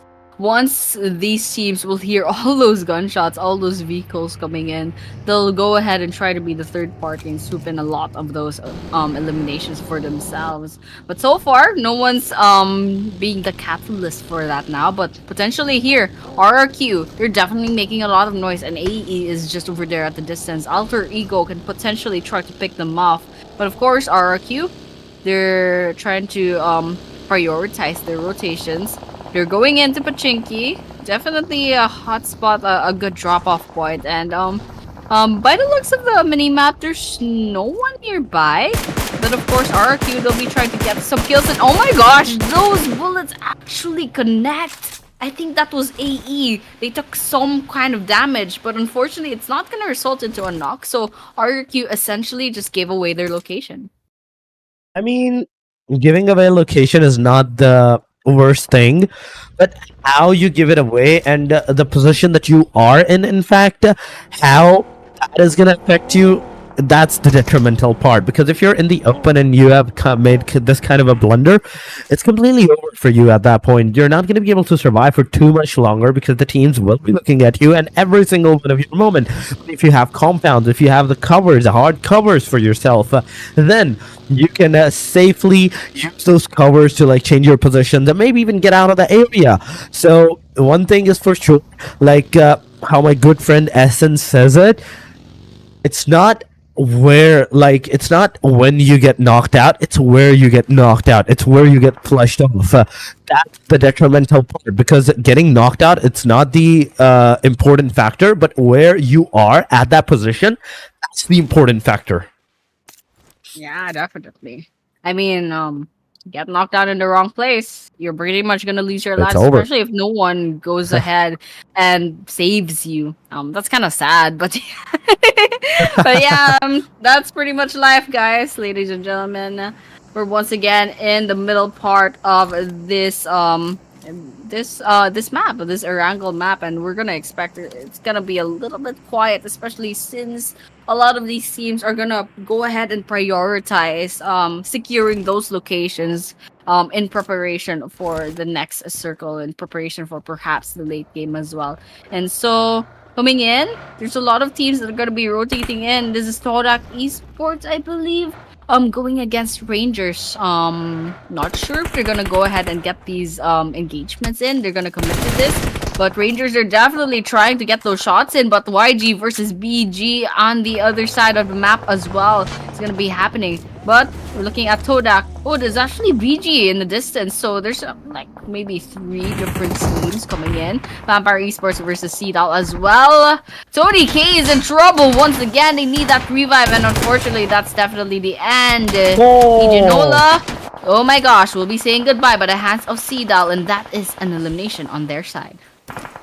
That is most certainly an elimination of Empire Esports. So with this is out of the match on the hashtag number 16, ladies and gentlemen, we are down to 15 teams. CELCOMDIGI Alliance trying to get their player revived up, as Qasim is the final hope of the team. If he does not revive Olio, but he's going for the revive. He's trying to make sure that he has the manpower. He still has the manpower for the team and everything at this particular position. So whatever he needs to do at this point, he needs to do it fast. On the other side, if we're talking about the team BTR has an angle of 2 of the teams, 3 of the teams in fact, but at the same time they can also be spotted down by those 3 teams. It can be over for these guys as well. PB, PLAYBOOxMISFIT with a P90 going on forward.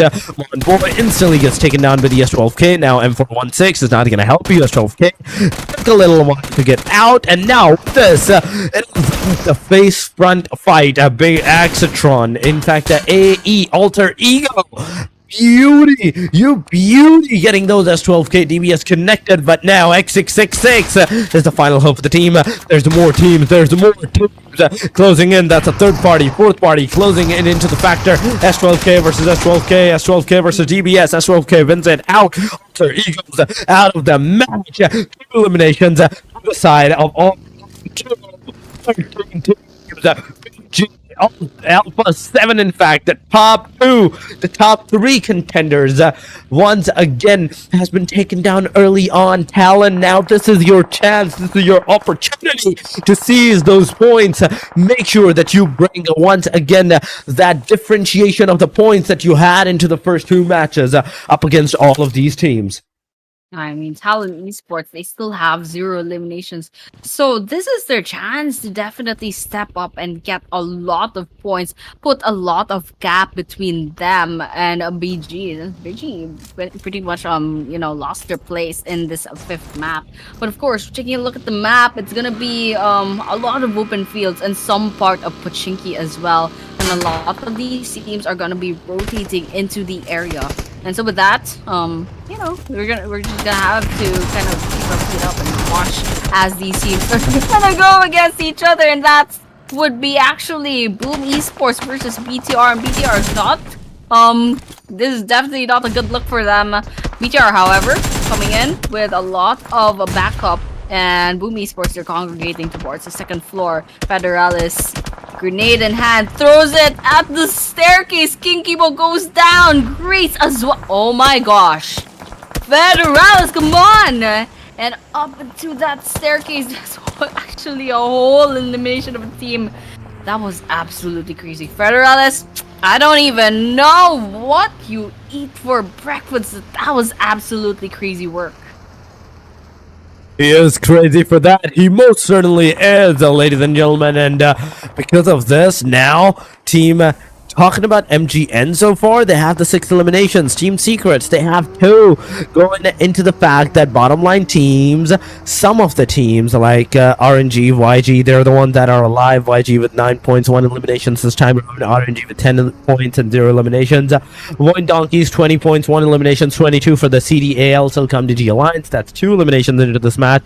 And RRQ with the 2 eliminations into this match as well. Team Secret, 3 eliminations, and now comes the big part. MVK, the only team that is right now alive with the highest number of eliminations. That's 6, and 4 man still standing. Rangers Esports on our screen. Now Talon Esports is on our screen. 1 eliminations in the Pochinki. The next circle is not going to be into your favor, so you have to think of a way. You have to think of a new strategy, a new place to go, a new place to like hold yourself from this point onward, because it's not going to help you. 1 minute, 13 seconds. Imagine how great would it be if, and only if, Talon Esports gets the next stage on their side.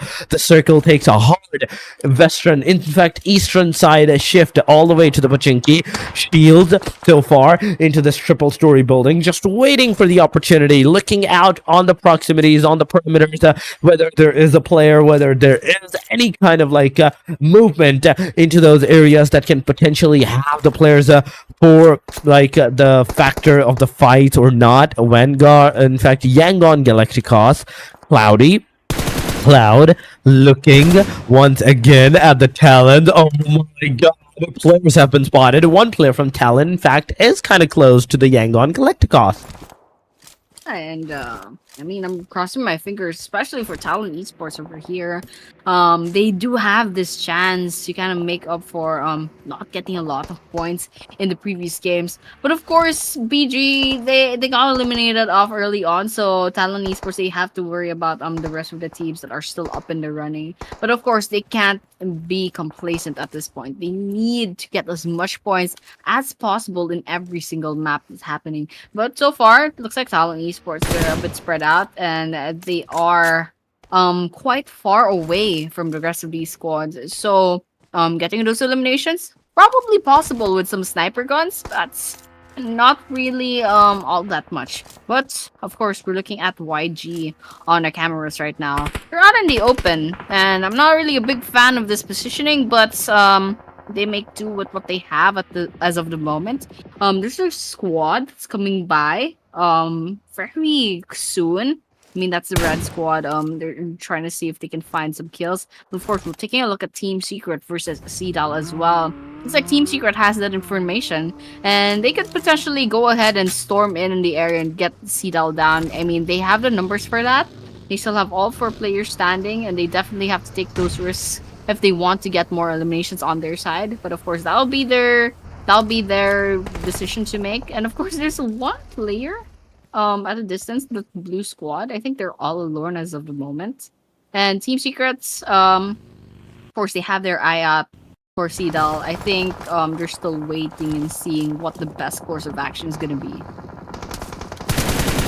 So far, these 9 teams kind of have gone into a stalemate, but now the situation is gonna rise once again. It's on the face of Razak, that grenade, but it did not get any kind of connections. But in the meanwhile, CELCOMDIGI Alliance get that elimination on them. Oh my god, that was a golden elimination. In a single split second, the CELCOMDIGI Alliance have been completely annihilated of the match. Razak throwing the grenades instantly. At the same time, there are grenades coming towards his premises as well. But can he get those eliminations? Can he get those connectivities? This is a bigger question with those grenades. Now he only has 2 more grenades, 1 Molotov and 1 flash grenade. In fact, not a single smoke. There we go. 1 player, 3XXY gets eliminated. Zeta, this is a... You're not supposed to like find out where the players are this out in the open, instantly get punished. That's the 2nd one down off the premises, 3rd one down of the team Weedy as well. And now with this, the final guy of the VOIN Donkeys is on its verge of being eliminated. MWK in the meanwhile versus YANGON Galacticos. It's finally happening. It's happening. The fights is back to back going on. Murnet Boy trying his level best using that M416 to the fullest, getting all those headshots, connectivity on towards the players. He so far managed to get 2 players down, but Cloudy gets taken down. Superman gets Cloud out of the premises now with a single grenade. Murnet Boy, can you get that grenade connected on Superman? This is my question to you. This is my question to you. But that single grenade from the Superman has also done a decent amount of damage on towards the players. TALON comes in from the back, gets their 2nd elimination into the bag, and right with this, that's another team eliminated. 9 total points for the MGN. In the same while, right now they are up against the faces of EA Sports, E Arena Circuits. No, this is not looking good as this guy gets taken down. The DBS in the front lines, 1897 versus it is kind of a lagged out gun, 1897, but the player played it out beautifully. Not only that, he got the knock, he also got the confirmation. Now he has enough time to get that revival done on his team members. EA will be back on the 3-man party. Frankie now throwing all those grenades, all those utilities onto her side. But my friend, my man, you're not going to be able to reach it down there because that's a very further away rock. Yeah, I mean, definitely. I was really rooting for MVK at that point, but unfortunately, it's just the side stabs just didn't work. But of course, we're taking a look at what's happening right now in this open field. TALON Esports still 2 eliminations only, trying to see if they can find a really good spot to kind of take down MVKE at a distance. And so far, MVKE has a really good run. They have really good statistics in this game, and TALON Esports going against the team that's got like 9 eliminations already. Let's see. I'm really excited to see how that will play out. So Boysil definitely trying to play it safe, but I think there are other squads throwing in with those throw balls. They're changing their approach. TALON Esports, however, they're still a 4-man squad, so they do have those numbers advantages on their side. And so right now, if I were them, I would be trying to approach this the best way possible. But of course, Team Secrets, they do spot EA at the distance, trying to see if they can connect those shots. But MVKE, they spot TALON, get some damage in, but unfortunately Break will be kicking the bucket, and with that we're down to 5 teams left and 15 players standing in this Erangel map. We are down to the top 5, ladies and gentlemen. We are down to the top 5, and this top 5 is a 1 versus 2 versus 3. In fact, 4 versus 4, but This is not looking good as one player gets taken down. That's a grenade coming on. Boxel also gets taken down. That's Rangers. This guy, Ranger, is on its way, getting all those eliminations. Talon is down to the last two players. The players closing in. The grenades clutching up. Player threw that grenade right on the face. Jibana gets taken down, and once again, he's cooking that grenade. He's gonna throw it up on toward the player. The player's coming from the left side. He's gonna throw it on the front line. Backside player is still alive, and RNG finally manages to take down the Talon Esports out of the equation. It is over for them. Talon Esports in the top 5 to get finished off, but now down to the last player. It is of the team RNG. The player EA is rushing on. The grenades are gonna make its way. The player super it's another team out of the premises, out of the match. Is the last guy from the team RNG that was alive, and it's 13 elimination on the E Arena. Yeah, I mean, third parties definitely ruin everything, but on the other hand, E Arena swoops in, just takes all the eliminations on their side, and that was a 13 whole eliminations for E Arena. But of course, we're taking a look at Team Secret as well. This is gonna be Team Secret versus EA. Team Secret, they're gonna go and close in. This is the last leg of the map. They're down with Circuits. Circuits goes down, gets knocked down. Team Secret trying to storm in to the second floor of this building. Grenades coming in. EA, definitely good defense. They have the Molotov in hand. Oh my gosh. With that is Team Secret bagging this a 5th winner chicken dinner for tonight. Oh my god. Oh my god. This is so good. Oh my goodness. Another match done and dusted, ladies and gentlemen. Team Secrets with that winner chicken dinner for themselves. An amazing start, an amazing end of the match number 5, the second last match of the day number 1.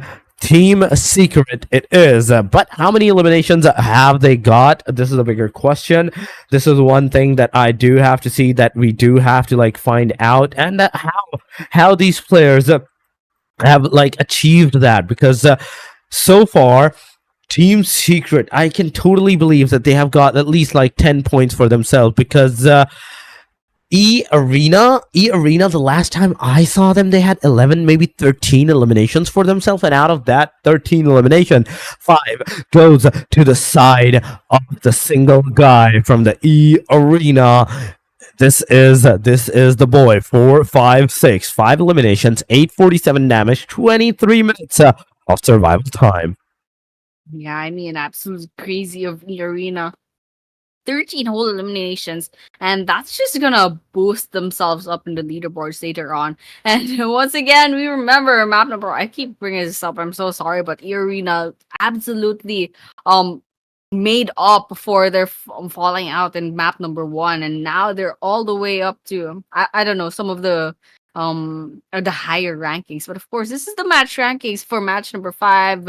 E Arena with 19 whole points from this one map. Secret coming in as second with 18 points. A huge drop in third place with MVKE having 11 points. RQ and BIGETRON both get 7 points. Talon and YANGON both get 6. Rangers and Vampire Esports both get 5. BURMESE sources 4. VD and ALTEREGO get 3 each. CDAL and PBMS gets 2. TODAK and SEM9 get 1. And BURMESE GHOULS and Alpha 7, unfortunately, they got picked off quite early on. I believe it's in the first few minutes of the game. They walk away with, unfortunately, 0 points for this match number 5. Oh, he definitely does. But Talon Esports are still on the hashtag number 1. Ladies and gentlemen, still into the hashtag number 1. They are 53 points. E Arena jumping up 2 spots. Now on the hashtag number 2, 48 points. BURMESE rules 43 points. 41 for the Team Secret. Alpha 7. Esports 39. MG and Viking Esports with 34. 31 for BIGETRON. RQ with 30. 25 for the TODAK, ladies and gentlemen. And with this, the first chart is done and dusted. This was the match number 5. Going on to the second chart, we can see CELCOMDIGI CELCOMDIGI Alliance, VOIN Donkeys, Alter Egos, and Boom Esports, neither moving up nor moving down on towards their positions. They are still on the position where they were into the previous match, after the previous match as well. But Ranger has jumped down at one position, two position for Yangon Galacticos. Semnai on the other side has dropped down two positions, and one for PLAYBOOKxMISFIT. Vampire being still on the very end of the leaderboard with 11 points. Yeah, I mean, this is the overall ranking, and we got a pretty good idea on how where your favorite teams are going to be standing for tonight. And of course, this is the MVP rankings we saw a while ago. 456. They do have the number one. I mean, rather the MVP of this match. But of course, 456 has 14 eliminations. Squash Boo with 12, Frankie with 7, Federalis with 12, and Tinzi with 10. All of them having a pretty good amount of damage coming in. Some of these players already crossed the 2,000 mark, and that's 456 with 2,590 damage, and Frankie with 2,096 damage. So, you know, these are some pretty good players, and we've seen some pretty good plays from them. And of course, once again, this is today's matches. We've finally witnessed match number 5. That was Erangel with the win of Team Secret. We'll be moving on to match number 6, which is Sanhok. Once again, as we mentioned a while ago, a little bit unpredictable and a little bit messy for the players. And with that, you know, Torex, I'm really looking forward to what match number 6 will bring us. What Sanhok will bring is the bigger question for all the teams, for all the players, ladies and gentlemen. But yes, if you want to bring your action into these streams, into these games, you have to sign up for the Lidoma games as well. It is the website given to you into the description. You have to just make sure you register your squad. You have to level up your game with the exclusive scrims and the tournaments. Join the Lidoma, platform.lidoma.com. Register your squad right there, and you can have the chance to win $5,000 monthly for yourself, up to $5,000 monthly. You have to just win that. You have to just play the games. You just have to win these games, and you will get the prize pool for yourself. But yes, if you haven't liked the stream, if you haven't subscribed to the channel, make sure you do that as well, because Lidoma Asia will be bringing you all those actions right here. The C qualifiers, that is today and the day tomorrow, the grand final that is going to happen. You have to witness that, so make sure you do subscribe to the channel. And right now, before moving into the very final match of the day, we will be going on a short break. Do not go anywhere. Stay here with us. Make sure you like and subscribe, and we will see you after this break.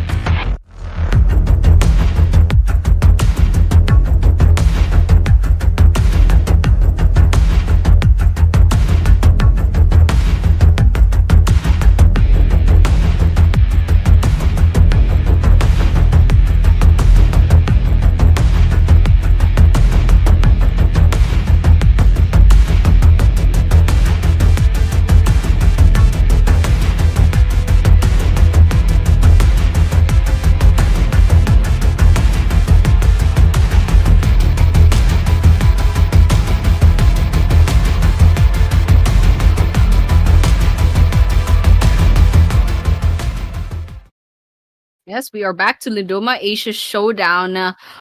This is gonna be our match number 6. exciting map, the Sanhok map, Yes. the map that the pro players absolutely despise. And once again, we are your casters. My name is Oh Annie, yeah. and Torix is with me. Torix, what are your thoughts in this final map? Thank you so much, Annie, once again for the welcome. And yeah, so far you have said the right thing. The teams, in fact, do not like. They don't despise it, but they don't like to play into the Sanhok unless it's a very, very like congested or something like they don't have any other choices. They would prefer Erangel or Miramar over towards the Sanhok. But yes, it is a Sanhok match, ladies and gentlemen, and that exactly means we will have some fights. We will have some aggressions into the early stages. Those boot camps, those paradises, or those pine nans are going to be very well contested from today onward. But yeah, aside from that, how the match is going to affect the players, how the teams are going to be like playing it off, this is the bigger question from this point onward. How the fight will ensue, and will we even see any kind of fights? Because we are talking about all those early aggressions, we are talking about all those fights that are going to happen. But imagine, just imagine, Eddie, that none of the fights happened. What are we going to do now? What do you mean? Like all 18 teams, they kind of just stare at each other for the rest of the time, and we're all just gonna be staring at each other. We'll be casting like, yeah, we're all just standing there. Nothing's happening. Exactly. How's your day, Taurus? I mean, they don't want to move. Let's not move. I mean, Oh my god. I don't know what we're gonna do at that point, but hopefully that doesn't happen, and hopefully the teams take this seriously, because I mean, there's some teams that definitely need those points from this last match, and if ever they don't, there's still tomorrow, but still it'll be best if they got as much points as possible as they can for tonight. Yes. I mean, this is the final match where you're gonna get as much points as you can for yourself, and you have just nothing to lose. You just don't have anything to lose at this point. The bottom line teams, they can like cement themselves with the aggression, maybe into the overall ranking if they play it out really on the aggressive side.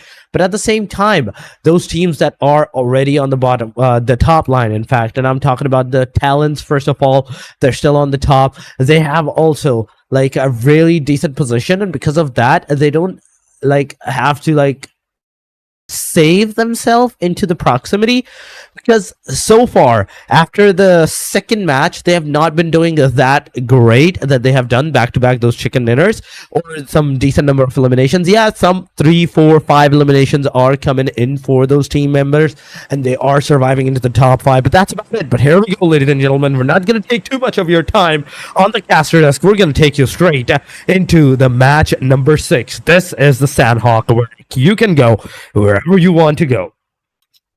Finally, we're gonna be seeing the last and final map for today, and this is gonna be Sanhok, the small map, and a lot of things are gonna happen, especially since we're looking at 18 whole teams. And if we notice from the last for the last 5 maps, I mean, there's a lot of early game engagements because of how congested the maps become, because of how many teams are playing, and like there's just how many drop off points that's gonna happen. But of course here, Sanhok, it's already a small map, so I'm really excited to see how the 18 teams will go ahead and try to, wiggle their way and try to secure as much location as possible, secure as much resources as possible. And already we're seeing the kill feed going snap, snap, snap, lots of knocks, lots of kills as well. And so with that, we're already seeing reds, we're already seeing those numbers going down, the numbers of players still standing. And of course, you know what? This is really fun. It's down to 63 players, but still 18 teams under running. Oh my god, yes, it is 18 teams now to the 17 teams. Oh my goodness. Python is one place where there's fights happening. Shami's another place where the fights are happening. Look at the dark side. If there's another fight happening, BTR getting eliminated on the hashtag number 16. 3 teams so far have been completely annihilated. MDK, BTR, RNG, and SEM9 is on the low verge of being eliminated as well. There's only 2. PBMS with the 4 player, 1 player being knocked down, still getting that revival done. Okay, PBMS. Great job, but SEM9, things are not looking good for them. Things are not looking great as the final player for these guys. EA in the meanwhile get eliminated. What? Oh man, I love this Sanhok map. We're down to 14 teams already, 50 players. Oh my gosh. And that kill feed is still going. It's still going. Lots of people are losing their lives. Lots of people are getting knocked down. I think EA and Talon Esports so far are suffering. I mean, Talon Esports, if they got knocked down several times, but I'm really curious to see how EA is doing. I think, yeah, where is EA? Yep, they got completely eliminated off just a while ago. And A7 over here, managed to get away with their lives. A7, they landed nearby RRQ, but I don't think they're gonna be engaging. But that's gonna change really soon because I mean, this is the last map. I think everyone is out here looking for blood, looking for as much eliminations as possible. And I think over here, RRQ, they're trying to scout for information before they really commit to this engagement. But yeah, it finally quieted down in Sanhok, and we've lost four whole teams. And I believe 22 players, if my math is correct. So you know, this has been really fun, but now this is where the waiting games start. This is MVKE, I believe, MVKE versus PBMS in this compound. So let's see what happens. So far, look at this. It's such a beautiful map. I'm just speechless at this point. All those eliminations happening and still more to come on the way. I am speechless on this. Close to the team A7. Oh my god, Alpha 7 into the close vicinity of Swaffle Real closing in, just peeking up. He's waiting for the players to move because he knows there's one guy, at least one guy behind that wall right there, and then he's just taking the TPPs. He's not over pushing, over aggressing, or anything, and the rest of the teams, they're just chilling there. Not even a single movement, in fact. Any of the RRQ players, they have completely gone into the statue mode. Yeah. And oh my gosh, A7, they're making a move. As you can see, RRQ, they're just backing away so fast. They're like, nah, I'm out of here, bro. I'm out of here. I mean, the second floor, trying to see if they can get some staircase skills. They get one. Revo goes down. So, very hard name. Anyways, he has this guy. He's trying to see if he can get some kills. 2 versus 1. No. Unfortunately, he'll be going down. Swanson. Oh, man. That is A7 getting 1 kill in the bag. But of course, they do have to worry about 3 more. And RRQ, I don't think they'll just stand there and let A7 storm into their building and take away their players. But Burndia on the side of RRQ goes down. That's the 3rd one. Oh my gosh. RRQ is in a lot of trouble. And with that, that is our next elimination. We're down to 13 teams now. RRQ out of the match, ladies and gentlemen. 13 teams are remaining with 46 players into the match. Talon for elimination, 3-man still standing. TS for elimination, 3-man standing. BG did not fight, and because of that, they're 4-man. Alpha 7, 4-man for elimination. This is the one. TDK 25 points, 0 elimination, 4-man standing. Alter Egos for elimination, 3-man standing. CDAL CELCOMDIGI Alliance 24, 23 for the VOIN Donkeys. Boom with the 18. And look at the bottom lines. Even PBMS did a really good initiative in this match with 3 eliminations so far against Sem9. And I do believe so. The last player of Sem9, he kind of like moved away from the perimeters in time. Yeah, and they're gonna be out of the woods and, you know, get away with their lives, get away with the life of their team. But now, I think all of that ruckus is over. 6 minutes into this Sanhok map, everyone's kind of like playing it safe now. I mean, the initial early game engagements, they finally quieted down, and I think there's enough space to go about for the rest of these 13 teams. And yep, everyone's camping out. I think that goes the same with everyone else around this map. Look at Team Secret, they're all alone, but of course there's a squad nearby. Talon Esports, I think this is a little bit different. They're out here, they have a vehicle, they're rotating into another area. I believe they're gonna go ahead and try to make some hunt down. Boy Chill, I think they took some damage. And of course, they already lost shields, so they have a bit of a numbers disadvantage. But there's just squad nearby. I don't know if Axel has that information, but making a lot of noise, they're definitely gonna attract another squad, try to hunt them down. But of course, I don't think that's gonna happen really soon.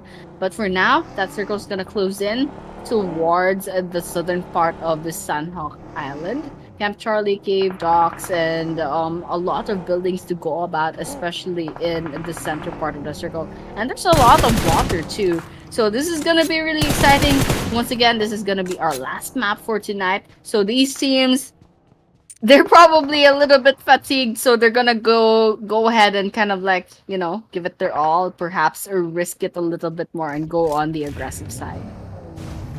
Come on, we need some aggression. We need some aggression. We saw the aggression and I loved it. I loved it. Absolutely adored it at the very start. And there we go. Boom Sports, 8-7, Alpha 7, right in front of each other.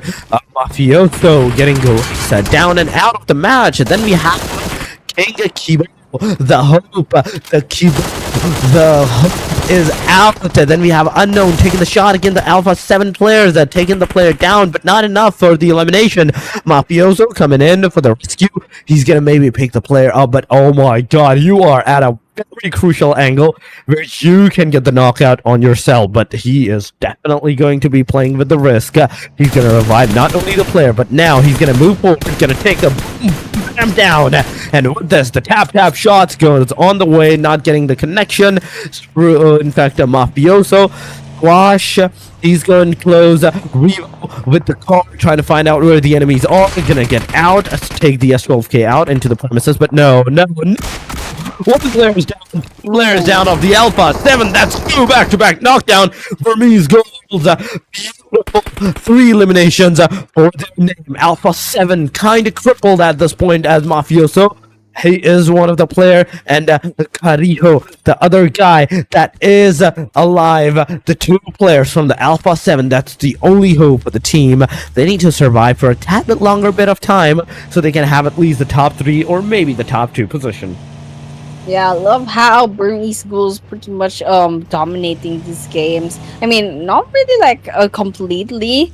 I mean, in the Sanhok game, they have a pretty good start, and hopefully they find these skills against this other squad, the yellow squad nearby. Didn't quite catch the name, but you know, Burmese Ghouls, they're having a good run. TODAK Esports, on the other hand, they're camping out in the houses nearby.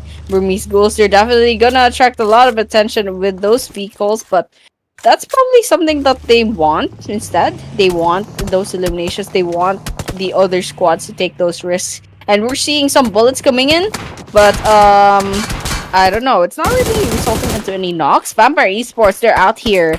They find some potential kills. They're getting some long range distance. Actually, quite a very long range bullets coming in, and they're hitting their shots. So that it didn't really result into eliminations. So I guess we're gonna come in and wait for the next circle to kind of force everyone else to make a move.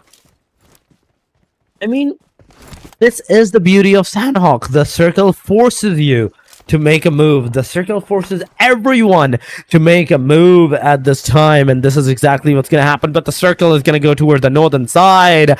Oh, come on. I was expecting a hard southern side shift where Docks and Bantai, the Camp Charlie areas, were completely in the circle, and both of those areas were kind of like opposite to each other, parallel to each other, just waiting for the teams to like cross from the water to get into the premises. But we have Romeo Boy in the area. Cloud getting one player from the VOIN donkeys down, but the second one also gets a knockdown finisher right in the premises.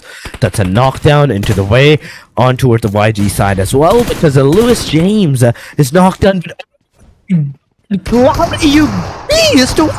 What's that? Just a single So you managed to get the connection on them, and that is where you're gonna get the third knockdown of VOIN. The grenade is gonna go. It's not gonna make any kind of connection, but the S12K that you have is definitely gonna do. VOIN donkeys out of the match. It's just 12 minutes, and we are down to 12 teams. Oh my gosh, that was absolutely crazy. I mean, the execution of these teams, absolutely cool. I mean, this is Sanhok once again. It's like a free for all basically. This is such a small map and it's so unexpected. There's usually just a one Sanhok for per day usually in these competitions, so you can't really study your enemies at this point. And so with that, there's a lot of uncertainty when it comes to this map, and so it just makes everything a little bit more exciting. But of course, we're taking a look at the leaderboards. Talon Esports still holding on to the #1 spot, and unfortunately, EA met their demise quite early on. So, Talon Esports, oh my gosh, that was good grenade elimination, and that we're down to 11 teams. Talon Esports still holding on to #1. EA Sports, EA rather.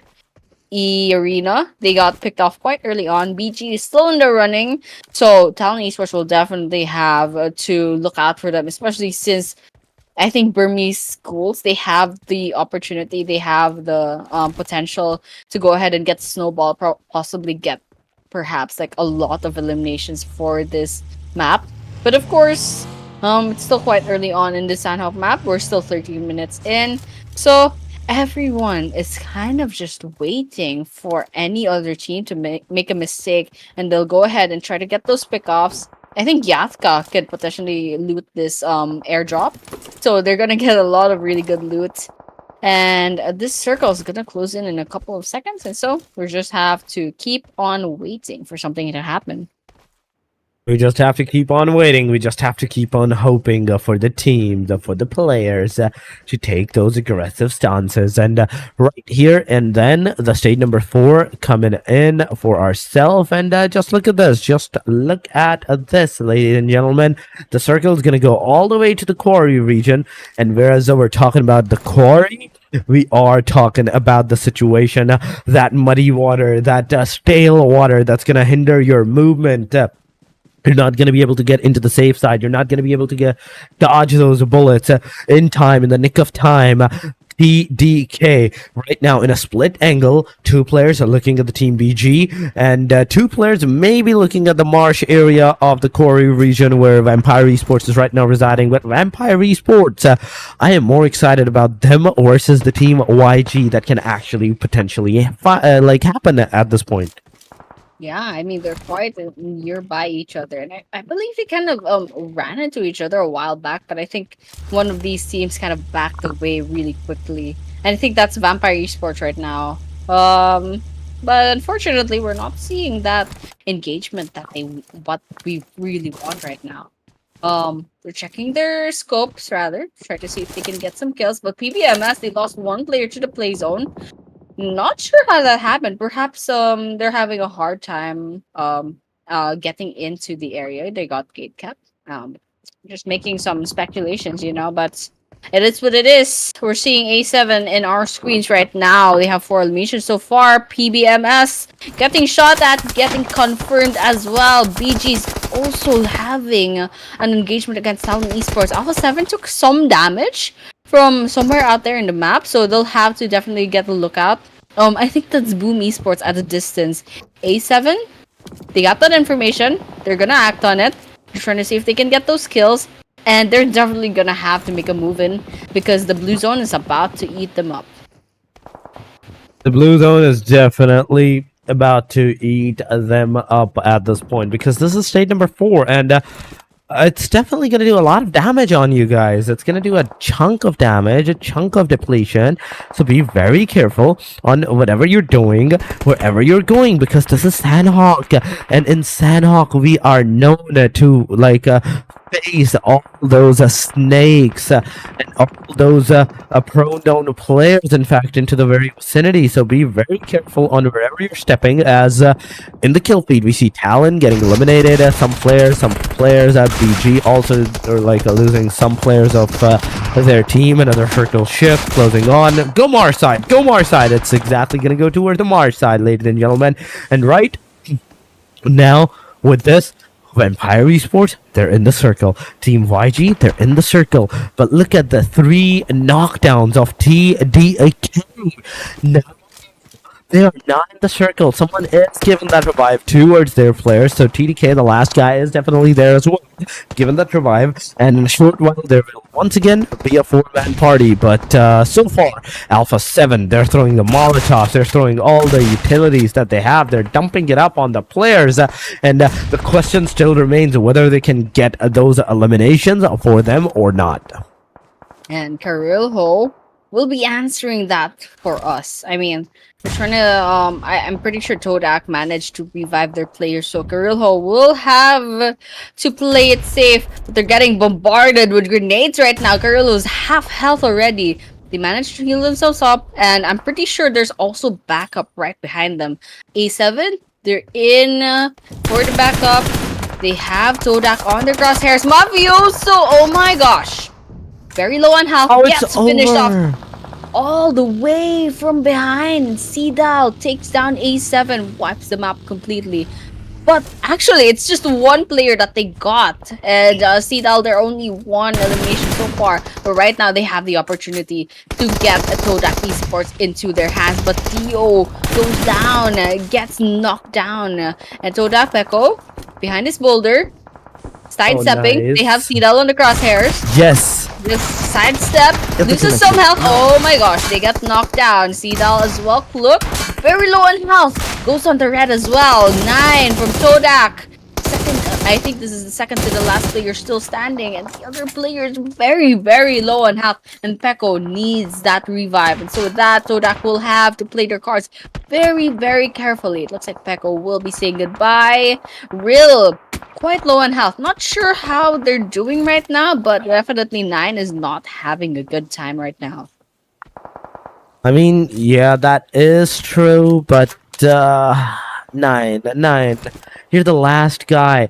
CELCOMDIGI Alliance also has a last guy. Team PBMS has a last guy. Boom Esports with a duo.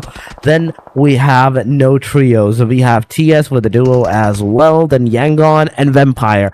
Full squad. I'm just amazed that Vampire is still alive. That means that if they get the chicken dinner of this match, that's 22 points right there without the eliminations. But yeah, there definitely is going to be some elimination for the Vampire Esports. So we can expect maybe 15, 16, maybe 18 total points, and that will give them into the 30 markers from 18 all the way up to maybe the hashtag number 7, maybe the hashtag number 8 they can jump into if they manage to take the chicken dinners off this match. But we're down to the 7 players, ladies and gentlemen. 7 total teams, 14 total players. There's the TDK out of this match as well. The domination to kick Kibo. He is the guy. He will have the hope for the team, but Boom Esports, they're also going to lose their players. One player is down. He will get the confirmation maybe in a short while. But talking about the Yangon Galacticos, they are not looking anywhere close to the proximity. They know that at this time, survival is their best option. Survival is their best key, and that's exactly what they're doing. Cloud, say Cloud. You have given out your location to the Vampire Esports. You shouldn't have done that. You shouldn't have did that right with this, because now they know your location. They're not gonna let you go out of their sights. But Romeo boy, you have the opportunity to take down a Frankie at this point. Another circle shift, this time once again towards the Mars side area. BMS, the last guy, he's in the circle. Team Vampire Esports, they have the circle for themselves, but Tony K gets taken down by the hand of Romeo Boy. He's gonna cook that grenade. Little game, that's a confirmation, a domination, and right with that, the grenade elimination goes into the... Ooh. Also gets a grenade right on the face. Oh my god, Team Secret, the third them sewing, ladies and gentlemen. Third party is coming out. Vampire is gonna steal the elimination of Romeo Boy. And right with this, we are down to top six. Six it is, where James Cloudy, say Cloudy, is alive. There's Vampire Newsy, there's Vampire Genola alive as well. So it's a 2 versus 2 that can potentially happen, and Frankie gets eliminated. It is the sixth position that Team Secret is going to reside on. This is gonna be a really fun last few minutes because there's only two teams with two players left. That's Vampire Esports and YG. Everyone else is just a solo player, and that's a CDAL, Boom Esports, as well as PBMS. So this is gonna be really fun. I mean, no numbers advantage or disadvantage at this point because everyone's kind of like playing off for themselves. PBMS is the first get eliminated of the top 5, and now we're down to 4 teams and 6 players. Vampire Esports, they have the numbers advantage as well as YG. And so this is up to CDAL and Boom Esports to kind of play their cards right. We see Bum Bum towards the cliff side. YG lost their lives, and now we're down to 3, CDAL and VPE. I'm sure they're gonna be going ahead and trying to outlive each other. But at this point, CDAL, Kasim on the ground, throws a throwable. Boom Esports, Bum Bum on the distance. They're cooking up this grenade. Who will they aim it at? They will be aiming it at Vampire Esports. Vampire Esports throws their own grenade as well. None of it taking some really significant damage, but in the end, Boom Esports, they lose their lives to the circle. And now, with the victory of Vampire Esports, they take down CDAL, and that is our final chicken dinner for tonight. Oh my goodness. Oh my goodness. The way that this team just managed to come down from the bottom to the top, I have to commend these guys. They have done a very, very amazing job. Vampire Esports, it is, ladies and gentlemen, match number 6, the final match of the day that goes to these guys. But now, how many eliminations do they have? But here we go. Frankie is going to be the MVP from the team Secret. 3 elimination, 571 damage with 20 minutes and 30 seconds of the survival time. Not a lot of damage, not a lot of eliminations, but yes, he is still the MVP. My main question is, where did all the damage and those eliminations go that happened into the match? But 16 points, ladies and gentlemen, Vampire Esports is going to secure for themselves. Yangon Galacticos, 12 points. CELCOMDIGI Alliance, 9 alongside of Boom, Playbook, and Team Secret. They also have 999 points. So then we have Alpha 7 Esports with 7, TODAK 6, alongside of TALON with the 6 as well, 4 for BURMESE, ALTEREGO with 4, 3 for Arena, Rangers with 2, then we have a slide of 1 for 79, BIGETRON, and MG and Viking with WOIN Donkeys and RRQ not getting a single point. Yeah, and that was the match rankings of match number 6. Vampire Esports definitely really great bagging that chicken dinner, especially since they need a lot of points on their side. But of course, this is the overall rankings. Talon still manages to keep their spot at number 1 despite falling off a little bit in the past few maps. But of course, number 2, Arena actually defends their top 2 spot, but Team Secret is very, very nearby, with only 1 point shy away from overtaking them. And number 4 is Burmese GHOULS, Alpha 7 coming in at 5. Both of them only 1 point away. And of course, 6 and 7, that's MVKE, Digi Alliance, and then BIGETRON Esports at 8, TODAK at 9. That's our first half of the overall rankings. And so, top 10 is RRQ, 11 is Vampire Esports, 12 is YG, 13 Boom Esports, 14 ALTEREGO, 15 with VD, 16 PLAYBOOKxMISFIT rather, and 17 Rangers, and 18 with SEM9. I mean, there's some teams that haven't even crossed the 20-point mark, and it'll be a lot of work to catch up for the likes of let's say Talon Esports. But then again, highest points within the 50-point mark, lowest points in the 15. So some really good games, lots of eliminations, perhaps a decent amount of placement points, then even the top 18 team can probably go all the way up to top number one, depending on how they play day number two. But that's something that we'll find out later on. This is the MVP rankings. Of course, 4, 5, 6 with 14 eliminations. Frankie coming in at second. Third will be Squash Boo. Fourth will be Kasim. And fifth will be Mafioso Boo. So, decent amount of eliminations on the double digits until the top three. Decent amount of damage as well. So, yeah. I mean, this is the MVP rankings. And we saw these are our matches, of course. Finally, match number 6 has concluded with Sanhok with the victory of Vampire Esports. And it has just been a great day number 1 for all of these 18 teams. Oh my god, yes, yes, yes. At this point, Vampire Esports getting from all the way to the very bottom, jumping up 7 positions. And getting into the top 11 is a good big jump for them, Annie, at this point, I have to say to them. And right with this, the way that every single team has been actually fighting and all this stuff that has been happening alongside of this particular perimeter into the special Sanhok match, it was quite deadly. It was quite aggressive, I have to say. I have to call it out, super aggressive nonetheless. But yes, team played very beautifully. I was not expecting Vampire to take this big of a jump, but yes, we talked about it, that if they do take that chicken, they can straight up come in a very decent position. They can straight up come in a very amazing position for themselves, and that's exactly what they did. They came up on the hashtag number 11 with those 16 points of a difference. That means from 12 to all the way to the 28 point now that they have. So they were at the very bottom, and now they're nowhere close to the bottom.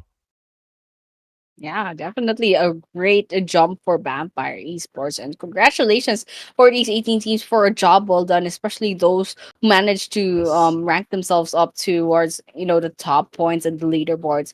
Very great job racking up a lot of points in day number 1. We concluded the 6 different matches. And of course, we'll have 6 more maps tomorrow in day number 2. There's a lot to look forward to later on. And for the teams, the best thing that they can do is kind of review the stream, and watch how their opponents fight it out. But of course, as I said, we concluded match number 6, our final match for tonight. So with that, this has been the Doma Asia Showdown. This was rather the Southeast Asian qualifiers, and that was day number 1. Tomorrow we'll be seeing day number 2.